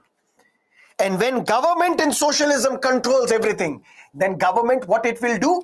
It will start distributing the profit equally amongst the members of the society. One by one, slowly and steadily, because the evils of capitalism are too deep. It will take some time to come out of these evils. Slowly and steadily, the government will be responsible for ensuring that whatever profit is generated, that gets equally distributed amongst the society. And once we reach a point where there is no class whatsoever, there are no classes, everybody is equal, all the profits are equally distributed, then this government will disappear. This government will wither away. We don't need this government. That's what Karl Marx says, people's rule. We will go back to primitive communism. And that's what Karl Marx says, the history will rest. Nowhere in the world has communism emerged. Not even in China, not even in Russia. We don't have a communist state anywhere in the world. But that was the utopia of Karl Marx. Utopia, the final goal that you want to achieve, whether you can reach that goal or not, but you should strive towards that goal. So the final goal of Karl Marx is communism, where there are no classes whatsoever. But we cannot directly jump from capitalism to communism. For that, we need a preparatory stage. And that preparatory stage is socialism. And in socialism, what will happen? There is no private property. Everything will be controlled by the government. Everything will be owned by the government. And government will distribute it among the people. And once we reach to a stage where there is maturity, where there are no classes, where everybody is equal, where nobody is rich, nobody is poor, then this government will disappear. Is this the same socialism which is mentioned in our constitution, in our preamble? Does our constitution say that we should have no private property? Does our constitution say in the preamble that we will snatch the private property from the people, give all the control to the government, And then there will come a time where even this government will disappear, where we don't even need this government, where there will be people's rule, communism. Indira Gandhi was asked, Madam, there are different versions of socialism. What kind of socialism do we want to implement? Indira Gandhi said, we have our own brand of socialism. She was asked, what is your own brand of socialism? She did not elaborate. Then Supreme Court, in DS Nakara versus Union of India, Supreme Court said, by incorporating this philosophy of socialism, what are we trying to achieve? That doesn't mean there will be no private property. Through socialism, we only try to eliminate the inequality that is present in the society. Whether this inequality is based on income or whether this inequality is based on status, we have to improve the standard of life of the people so that everybody can get good quality education, good quality sanitation, good quality health support in this country. That is socialism for us.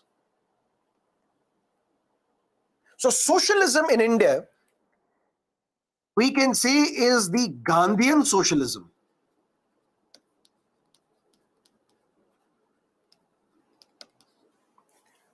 There is a close correlation between the ideology of Mahatma Gandhi and the ideology of the Karl Marx. Both believed that at the end of the day, we will have a stateless society.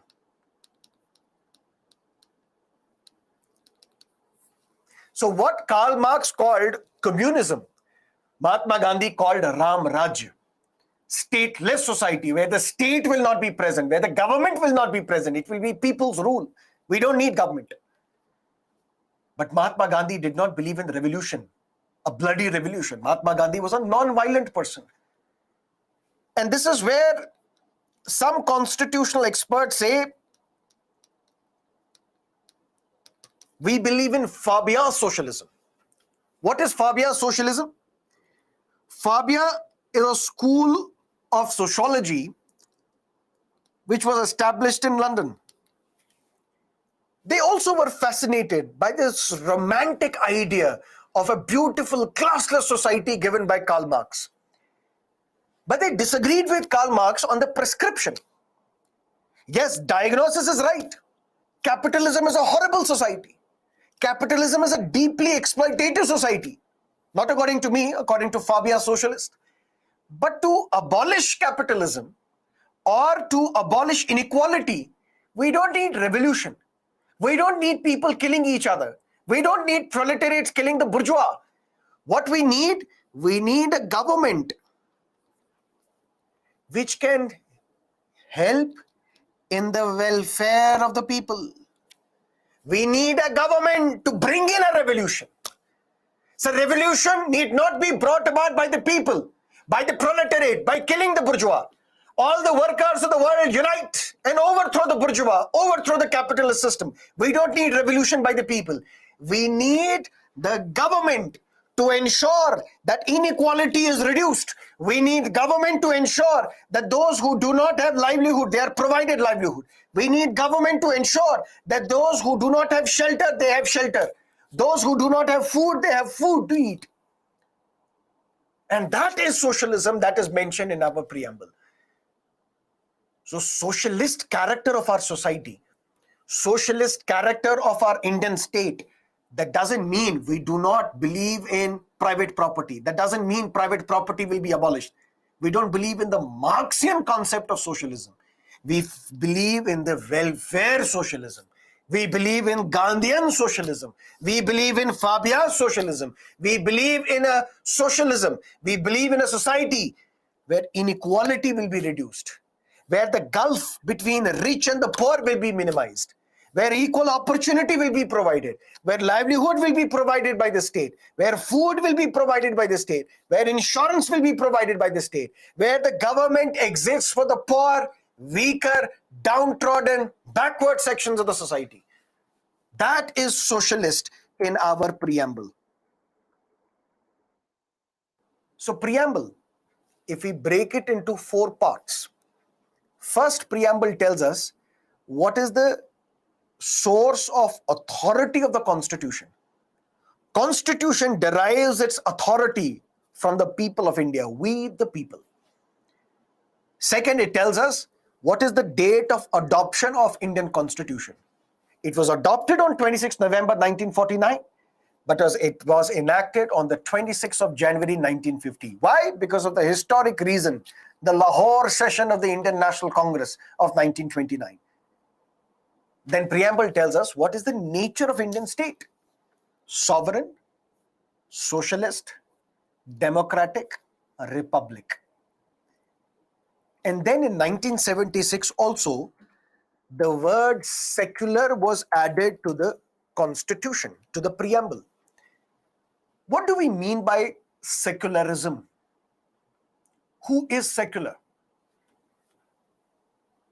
India will not have a religion as a state religion.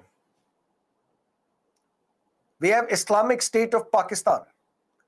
We have the Islamic Emirate of Afghanistan. We have Islam as the state religion in Bangladesh. Or we have one form of Buddhism as the state religion in Sri Lanka. One form of Buddhism as the state religion in Myanmar. We have Christian states as well. We have the Jewish state of Israel, where Israel is the natural home of all Jews. No matter where you are, if you are a Jew, you can go to Israel and you can become the citizen of Israel, because there the citizenship is defined and designed on the basis of your religion. If you are a Jew, no matter where you are, go to Israel, there you will become the citizen. Theocratic states based on religion, where religion, one particular religion is the state religion. But the founding fathers of India, they decided not to make India a theocratic state, not to make India an Islamic state, or a Christian state, or a Jewish state, or a Buddhist state, or a Hindu Rashtra, to make India a secular state, where state will not have its own religion, where all religions will be protected, where there will be no discrimination on the grounds of religion. That is secularism in India. And this is beautiful considering the fact it's a glowing achievement of India's democracy when her neighbors such as Pakistan, Bangladesh, Myanmar, or Burma uphold particular religions as state religions. So India is secular. That is another nature of Indian state. So preamble tells us the nature of the Indian state is we are sovereign, socialist, secular, democratic, republic. These are the five natures of Indian state. And secular and socialist, these terms were originally not part of the preamble. They were added to the preamble by 42nd Constitutional Amendment Act, 1976. If you have any questions, please let me know. Then we will discuss further.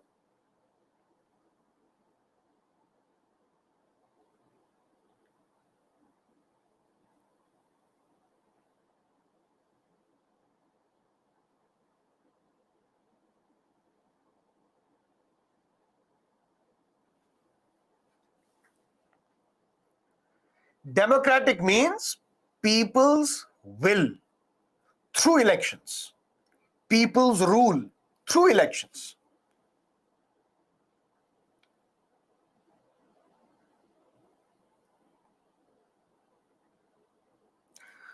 What type of socialism India believes in? Gandhian socialism.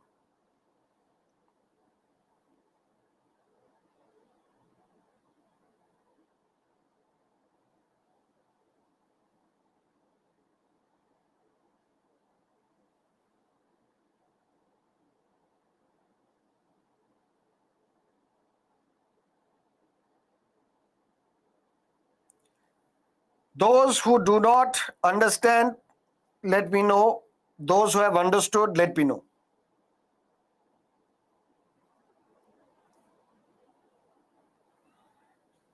Fabia socialism, because Karl Marx said to overthrow capitalism, we need a revolution where proletariat will rise, overthrow the capitalist system. Fabia socialists, they say, yes, we need a revolution. We need to change our society. But for that, revolution should not be bloody. We need government to implement what is required to minimize inequality in the society. So government will play the role of a facilitator in ensuring that the Karl Marx's objective of minimizing inequality is achieved.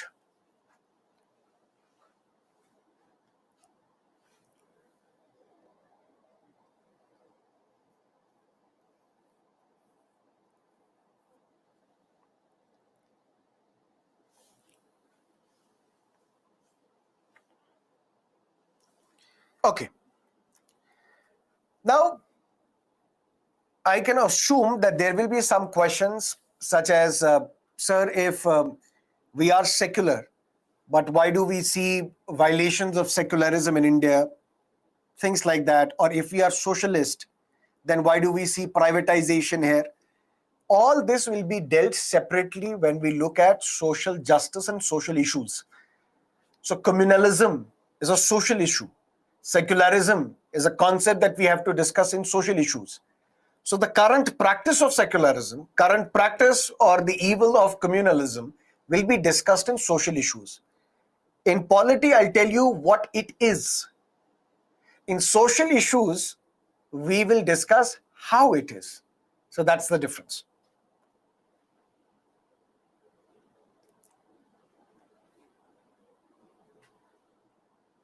Okay. Now let's look at the objectives, the third thing that preamble tells us, the objectives of the Constitution. First is justice. Setting the wrongs right is what we call justice. This justice should be in social sphere, in economic sphere, in political sphere. Social justice, for example. Now there's a saying, whether some people agree with this, some don't. But some people say, some writers say, that we have Rig Veda, which talks about Chaturvarna system, where we have Brahmins, Kshatriyas, Vaishyas, Shudras. Initially, it was supposed to be a division of labor.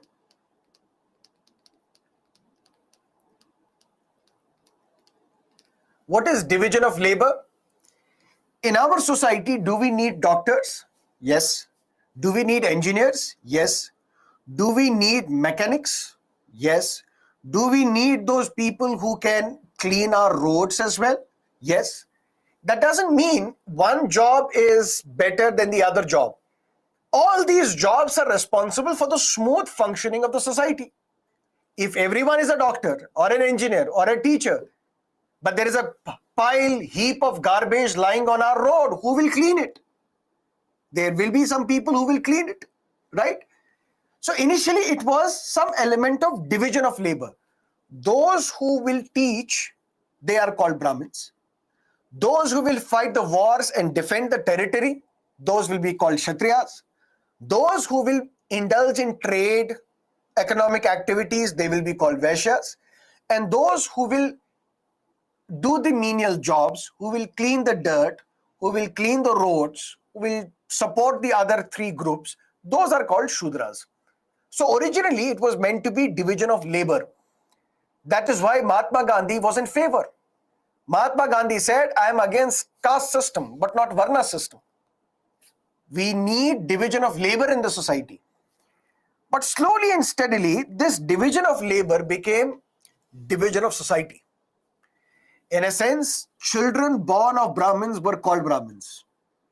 Children born of Kshatriyas, they were called Kshatriyas. Children born of Shudras, they could not take up any other occupation. They had to serve the other castes. So this division of labor became an exploitative practice. This four gradation of the society, Brahmins, Kshatriyas, Shudras, Vaishyas, these ultimately became on the basis of birth, not on the basis of what you are doing. And this led to an exploitative system where the members of the Dalit community, they were discriminated against. Discriminated against? based on the concept of purity and pollution. Members of these so-called upper castes, they are pure. Members of the so-called lower caste, they are impure. Your drinking habits are impure. Your food habits are impure. Your dress is impure. Your thoughts are impure. So this mind is making a binary, purity and pollution. Those of the upper caste, they are pure. Those of the lower caste, they are impure. And we started discriminating against these so-called lower castes. If I am a member of Dalit community, I was walking on the road and I saw a Brahmin coming from the other side, I would jump in the mud because my stench will cause pollution to the member of the upper caste and he will kill me. If I'm a Dalit, I was walking on the road, I cannot spit on this road. I have to carry a pot around my neck and I have to spit in that pot. Because if I spit on the road, it will pollute the members of the upper caste. I could not enter the temple because the temple was reserved for the members of the upper caste. I could only pay obeisance outside of the temple by not even climbing the stairs of the temple. For me, the wells were different. If I was studying in a school, for days I could not drink water because I could drink water only from a specific well. And if it was dry on a particular day, I cannot drink water from a well which is meant for the upper castes. Because if I lift water from that well, it will cause pollution in that water, which is not acceptable to the members of the upper caste. If I was walking on the road, I would have to keep a broom with me and I have to sweep the floor as well because my dirt should not fall on the floor because it will cause pollution to the members of the upper castes. Dr. Ambedkar, the architect of our constitution, himself a Dalit, for days he could not drink water because the well from which he was authorized to drink water, it was dry. And if you dare touch the water which is reserved for the members of the upper caste, you would be lynched, you will be killed. No food will be exchanged. Marriage is not even an option. If such exploitation persisted, where you were denied education, where you were denied employment opportunities, why would we need independence? So the founding fathers of our constitution, who wrote this beautiful document, they said, through this constitution, we have to give justice. We have to correct the historical wrongs committed against the members of our society, be it women, be it members of the Dalit community. And we have to set this social imbalance right. We have to provide social justice.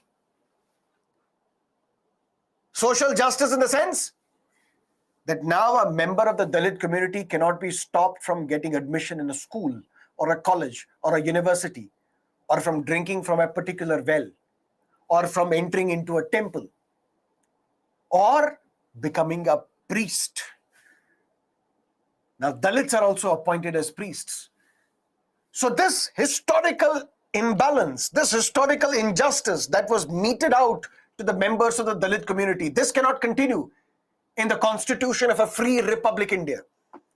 And for that, we need a constitution whose principal objective should be social justice. That's objective number 1 of the constitution, social justice. Objective number 2, for example, manual scavenging. Horrific. The problem is, previously it was your work which defined who you are. Now it is your caste which defines what is the work that you will do. Who are these members who clean our dirt, who clean the septic tanks, who clean our manholes? All of them belong to the Dalit community or the marginalized, weaker sections of the society. Despite the fact that this manual scavenging is banned, we still see members of the Dalit community diving inside these horrible manholes, inhaling the poisonous gases, and they die as well. So there is a clash between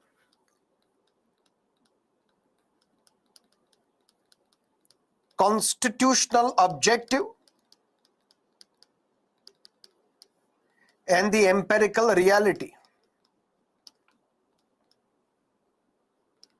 So Constitution says social justice, but we still see lynching on the basis of caste. Constitution says social justice, but we still see manual scavenging, where people belonging to a particular community, caste group, they manually enter the manholes and clean the dirt. So there is a clash between the objective of the Constitution and the reality that we see in the society.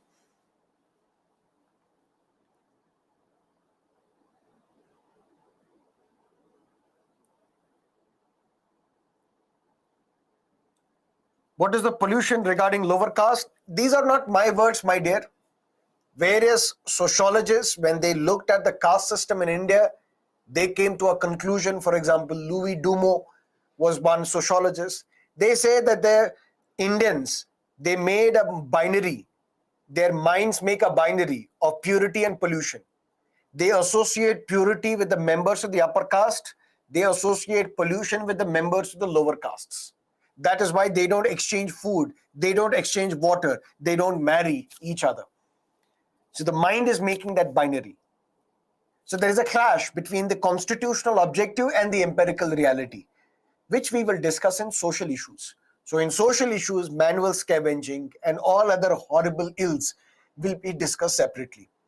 But what is the objective of the Constitution? Social justice. But justice, not only social justice, but also political justice. In political sphere, there should be no discrimination, distinction between a man and a man. You can vote. I can also vote. Do we say that this right to vote should be given only to men and not women? Look at the so-called West liberal world, which preach liberalism to India and other countries of Asia and Africa. There was a big leap of faith taken by the members, the founding fathers of our Constitution. In one go, we provided right to vote to everybody. If you are 21 or above, you have the right to vote. This was the voting age in 1950 onwards, till 1989. Then in 1989, the voting age was reduced to 18. But voting rights were given to everybody, regardless of your religion, regardless of your sex, regardless of your educational qualification, regardless of your property that you own, regardless of your status, class in the society. We have had a women president. In fact, 2 women presidents. We have had a women prime minister. We have had women chief ministers. We have had women ministers. We have had women governors. The so-called big daddy of the liberal world, United States of America, they are yet to have a women president. Forget about women president. They gave voting rights to women in 1920. Britain gave voting rights to women in 1929. Switzerland gave voting rights to women in 1974. In one go, we provided right to vote to everybody, regardless of their gender. The Western world would provide right to vote to those who are only educated. We gave right to vote to every adult, regardless of your educational qualification. The Western world initially provided right to vote to only those who own property. We gave right to vote to everybody, regardless whether you own property or not, to deepen democracy. So that is the political justice. That is the objective of our Constitution. Not only right to vote, right to contest elections. Anybody can contest election. Right to sit for a government office. Anybody can do that. That is the political justice that we see in our society. And the beautiful example of political justice is Lily Thomas versus Union of India 2013. What is that case all about? There is a law known as Representation of the People Act 1951, which we will discuss in great detail when we will discuss elections. But very briefly here, this is one law which governs the entire conduct of elections. In Representation of the People Act, there was Section 8, Clause 4. What was Section 8, Clause 4? If you are a legislator,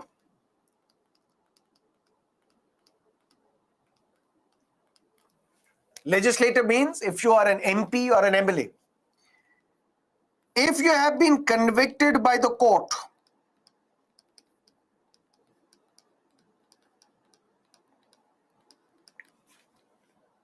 and you have been sentenced to 2 years jail, this legislator is not disqualified. Instead, this legislator is given 3 months. That within 3 months, you approach a higher court. If High Court also convicts you and sentenced to a jail term of 2 or more years, even then you are not disqualified. Even then you are given 3 months. Now you can approach the Supreme Court. Only if Supreme Court says you are guilty and you are sentenced to a jail term of 2 or more years, then you will be disqualified as a legislator. But the problem here is a legislator. He has broken a law. Now the same legislator who is a lawbreaker continues as a lawmaker. So lawbreaker continuing as a lawmaker. How is that possible? Now imagine there is another individual, citizen of India. This citizen, if he has committed any crime for which he has been sentenced by a court to jail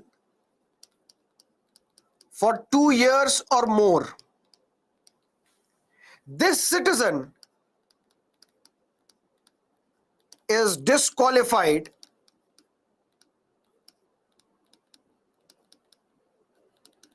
from contesting the election. What does that mean? That means this law, it creates 2 different classes. Class citizen, class legislator. If I am a citizen, I have committed a crime. District court says you are guilty. You are sentenced to 2 years or more in jail. Now I cannot contest elections. Because I am a citizen. I have committed a crime for which I have been sentenced by the district court. I cannot contest elections. Full stop. But if I am a legislator, as a legislator I have committed a crime, and now the court has said you are guilty, sentenced to 2 years or more in jail, I am not disqualified. Instead, the Section 8 Clause 4 gives me 3 months. You have 3 months, Mr. Legislator, approach a higher court. Till then you can continue as a lawmaker. Although you have broken the law, lawbreaker, you continue as a lawmaker. High Court says, yes, you are guilty. 2 years or more in jail. Even then I am not disqualified. 3 months, I can approach the Supreme Court. Only when Supreme Court says, yes, you are guilty, then I will be disqualified. But Supreme Court is a slow poison. This case from District Court to High Court, all the way up to the Supreme Court will take 20 years. And in 20 years, I can also become the Prime Minister. Matter went to the court. My lord, political justice is violated. Said, what sort of political justice? There can be no distinction between a man and a man in political affair. This law, Representation of the People Act, this Section 8 Clause 4, it discriminates between man and a man in political affair. What's the difference? Both have committed crimes. One cannot contest election, one continues as a lawmaker. The court said you are absolutely right. Lily Thomas versus Union of India 2013, Supreme Court said this section 8 clause 4 is unconstitutional. Why? Because you are violating political justice. Now, Mr. Legislator, the moment you are declared guilty by the court, you are sentenced to 2 years or more in jail. The date of your conviction, on the date of your conviction, you will be disqualified. So Azam Khan, you were declared guilty by the court, same day disqualified. Because political justice means there can be no distinction, arbitrary distinction between man and a man in political affair. That's political justice. So we need justice, but not only social justice, we need political justice as well. Not just political and social justice, we need economic justice as well. Economic justice in the sense, there are some who cannot earn their livelihood. What do we do with these people? Should we discard them? Leave them to their mercy? Should the state not support them? Provide them unemployment allowance? Or provide them some form of free loans, collateral-free loans, cheap, easy loans? Should we not give them food? Should we not give them shelter? Should the state just wash off its hands and say we can't deal with these people? Economic justice means everybody should have the equal opportunity to get jobs. Everybody should have equal opportunity to start business. No discrimination whatsoever. And if there are people who are not able to earn livelihood, if there are people who are not in a position to eat food, earn sufficient amount to eat food, they must be supported by the government. That's why Garib Kalyan Yojana. That is why various nutritious schemes launched by the government to cater to the weaker sections of the society. That is economic justice. Because that's the objective mentioned in the preamble, that through this constitution, what do we want to achieve? We want to achieve political justice. We want to achieve social justice. We want to achieve economic justice. And the three beautiful slogans of French Revolution.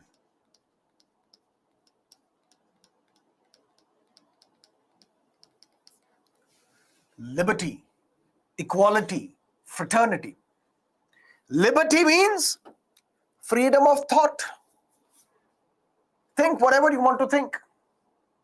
Express it. Want to make a movie? Want to make a Pathan? Or want to make a flop movie? Want to write a song? Want to write an article? Say whatever you have to say. Express whatever you have to express. Believe in anything. Faith, worship, freedom to choose your religion, freedom to stay away from religion, freedom to worship anybody. That's the objective of the Constitution that is mentioned in the preamble. So preamble tells us, through this Constitution, we want to give liberty to the people. Liberty of thought, liberty of belief, liberty of expression, liberty of faith, liberty of worship. Because this liberty was the big slogan of the French Revolution. Not just liberty, equality. Everybody is equal in the eyes of the law. No discrimination whatsoever. No matter what your religion is, race is, caste is, sex is, place of birth is, doesn't matter. We are all equal. We are all Indians. Fraternity, a feeling of commonhood, a feeling of common brotherhood. Why not sisterhood? That I don't know, because that's not, even our constitution is slightly sexist. In a sense, it uses the term only he, never uses the term she. It uses the term him, never uses the term her. But be that as it may, fraternity means despite the fact that we may be different, we still are united as Indians. So through this constitution, we want to ensure and implement another objective, which is a feeling that we are all the children of the same soil, the same motherland, despite the fact that we may speak different languages, we may, we may eat different food, we may wear different clothes, we may be from a different caste or tribal group or a religious group. We are all the sons and the daughters of the same motherland. And we have to ensure dignity of an individual. And it is through this dignity of an individual that we will ensure unity and integrity of nation.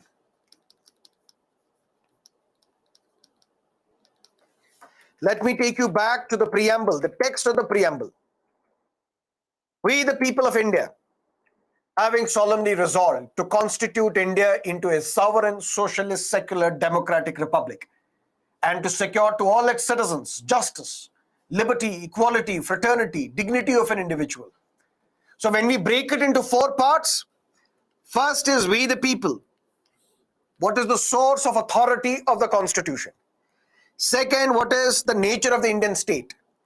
And you would know that this term socialist and secular, these were added by 42nd Constitutional Amendment Act 1976. But not only these two words, another word, integrity of the nation. This unity and integrity of the nation, because through fraternity, assuring the dignity of an individual and the unity and integrity of the nation, this term was also added by 42nd Constitutional Amendment Act 1976. So if the question is asked in your examination, which of the terms were added to the preamble in 1976? One is socialist, other is secular, and the third is integrity of the nation. Clear? This is what preamble tells us. Any questions as of now? Let me know.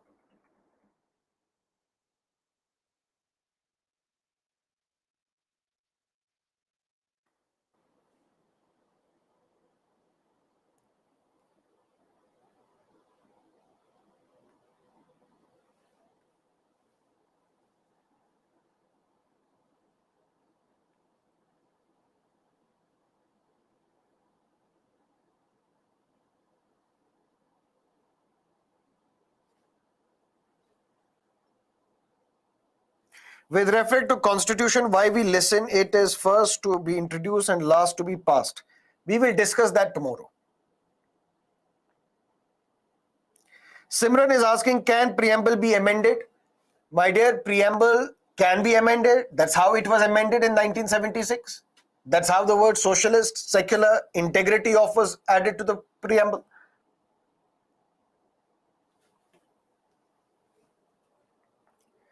Integrity was also added in the year 1976. The same Constitutional Amendment Act, 42nd, added these words. Okay. Now, is preamble part of the Constitution or not? In Berubari Union case, the Supreme Court said no, preamble is not part of the Constitution. But in Keshavananda Bharati case, the Supreme Court said yes, preamble is part of the Constitution. Now, why first no and then yes? Look at the backstory. How was the Constitution adopted? How was it adopted? Members of the Constituent Assembly, they adopted the provisions of this Constitution one by one. How? Article 1 was debated, then voted upon. Once we got the majority in the Constituent Assembly, then this article became part of the Constitution. Which means every part of the Constitution, every article in the Constitution was debated by the Constituent Assembly, then voted upon in the Constituent Assembly. That's how it became part of the Constitution. This was not communicated to the court in Berubari Union case. In Berubari Union case, the Supreme Court thought that preamble was not discussed in the Constituent Assembly. Preamble was not voted upon in the Constituent Assembly. Preamble is like the preface to a book. The book starts with chapter 1. So preamble is not part of the constitution. But in Keshavananda Bharati versus State of Kerala, 1973, Supreme Court was told, their Supreme Court, every article of the constitution was debated, discussed, voted upon, then it became part of the constitution. In the same fashion, preamble was also discussed, voted upon, and then it became part of the constitution. In fact, preamble was the last item added to the constitution.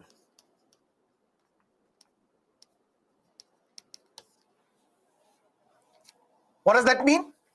Sir, first you said preamble is based on objectives resolution. Yes. Sir, objectives resolution was adopted by the Constituent Assembly on January 22, 1947. Yes. Now we are saying preamble was the last item added to the constitution. Sir, you are confusing us. I'll resolve that confusion. Preamble is not objectives resolution. Preamble is based on objectives resolution. Objectives resolution was adopted by the Constituent Assembly on January 22, 1947. And the preamble is based on this. But preamble and objectives resolution, they are not same. Clear? Preamble was the last item debated, discussed in the Constituent Assembly, then voted upon. So the last item added to the Constitution was the preamble. But why? It was to ensure that preamble is compatible with the Constitution. It is to ensure that there is no article in the Indian Constitution which we have now added. There is no article in the Constitution which is incompatible with the preamble. Because if in the Constitution we will not have provided right to vote to women, then we could not have mentioned political justice in the preamble. If in the Constitution we would not have provided fundamental right to freedom of speech and expression, if in the Constitution we would not have provided freedom of religion as a fundamental right, then in this preamble we should not have mentioned objectives of the Constitution as liberty, freedom of thought, belief, faith, worship, so on and so forth. So preamble was the last item added to the Constitution to ensure that none of the provisions in the preamble are violated by the Constitution. None of the articles in the Constitution are incompatible with the preamble. That is why it was communicated to the court in 1973. There, my lord, preamble was also discussed in the Constituent Assembly. It was also debated in the Constituent Assembly. In fact, it was also voted upon in the Constituent Assembly. In fact, it was the last item added to the Constitution. Then the Supreme Court said, yes, preamble is part of the Constitution. Then comes another question. Or we will discuss all these points tomorrow because there is some explanation required, which will take some more time. We will discuss these quick points tomorrow. And there, Sneha, your question will also be discussed. Can preamble be amended?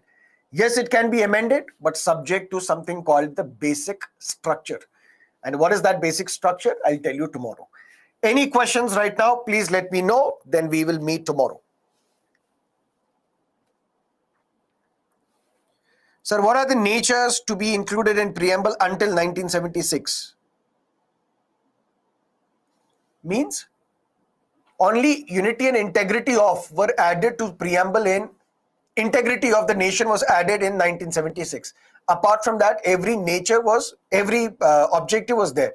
Nature till 1976 was sovereign, democratic republic, because socialist and secular were added in 1976.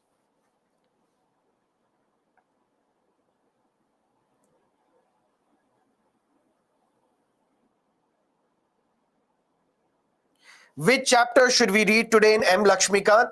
Read the preamble. Is preamble source of power? No, it's not. Keshavananda Bharati case, please explain in brief. I will do that tomorrow, but in great detail we will discuss this in Amendment of the Constitution and the Doctrine of Basic Structure. The schedule is given to you. In that monthly schedule, you can see all the topics one by one. Module 1, what will we cover? Module 2, what will be covered? Everything is mentioned there. And you will see after, I think, fundamental duties, we will cover basic structure.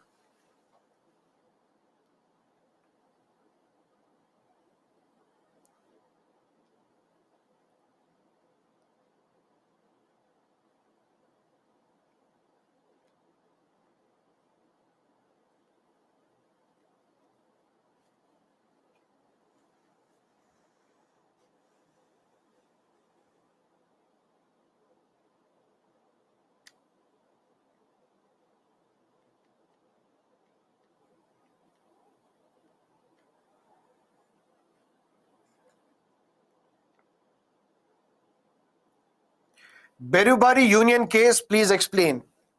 Although that is not required now, but let me tell you briefly as well. Berubari Union was part of India. India was partitioned into India and Pakistan. Some of the territory was given to Pakistan. Till 1956, Pakistan did not dispute this. But in 1956, Pakistan said Berubari Union is ours, should have been given to us. We said no, it is ours.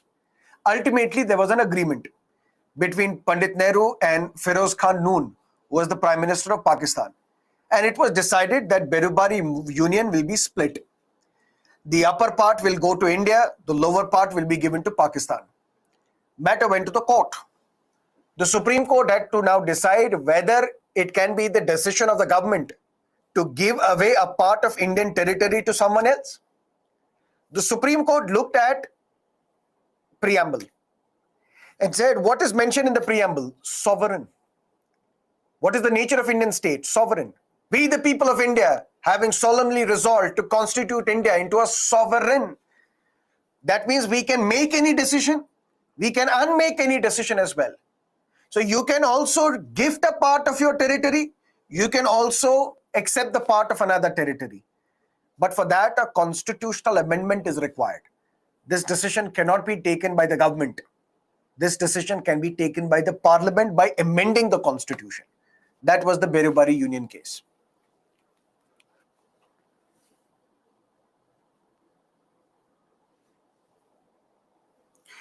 Can government have the power to delete any object of preamble? We'll discuss that tomorrow. Because preamble is part of the basic structure. Can we change it? Can we modify it? Yes, no, we'll discuss that tomorrow.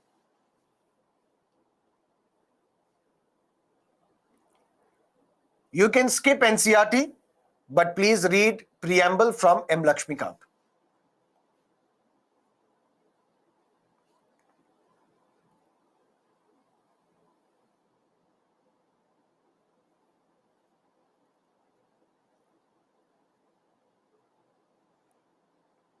Economic justice means equal pay for equal work. That's also economic justice. Economic justice means I can also set up a business, you can also set up a business. The government cannot say, since you belong to a different gender or I belong to a different caste, you cannot start your new business. There should be equality. There should be justice in economic matters.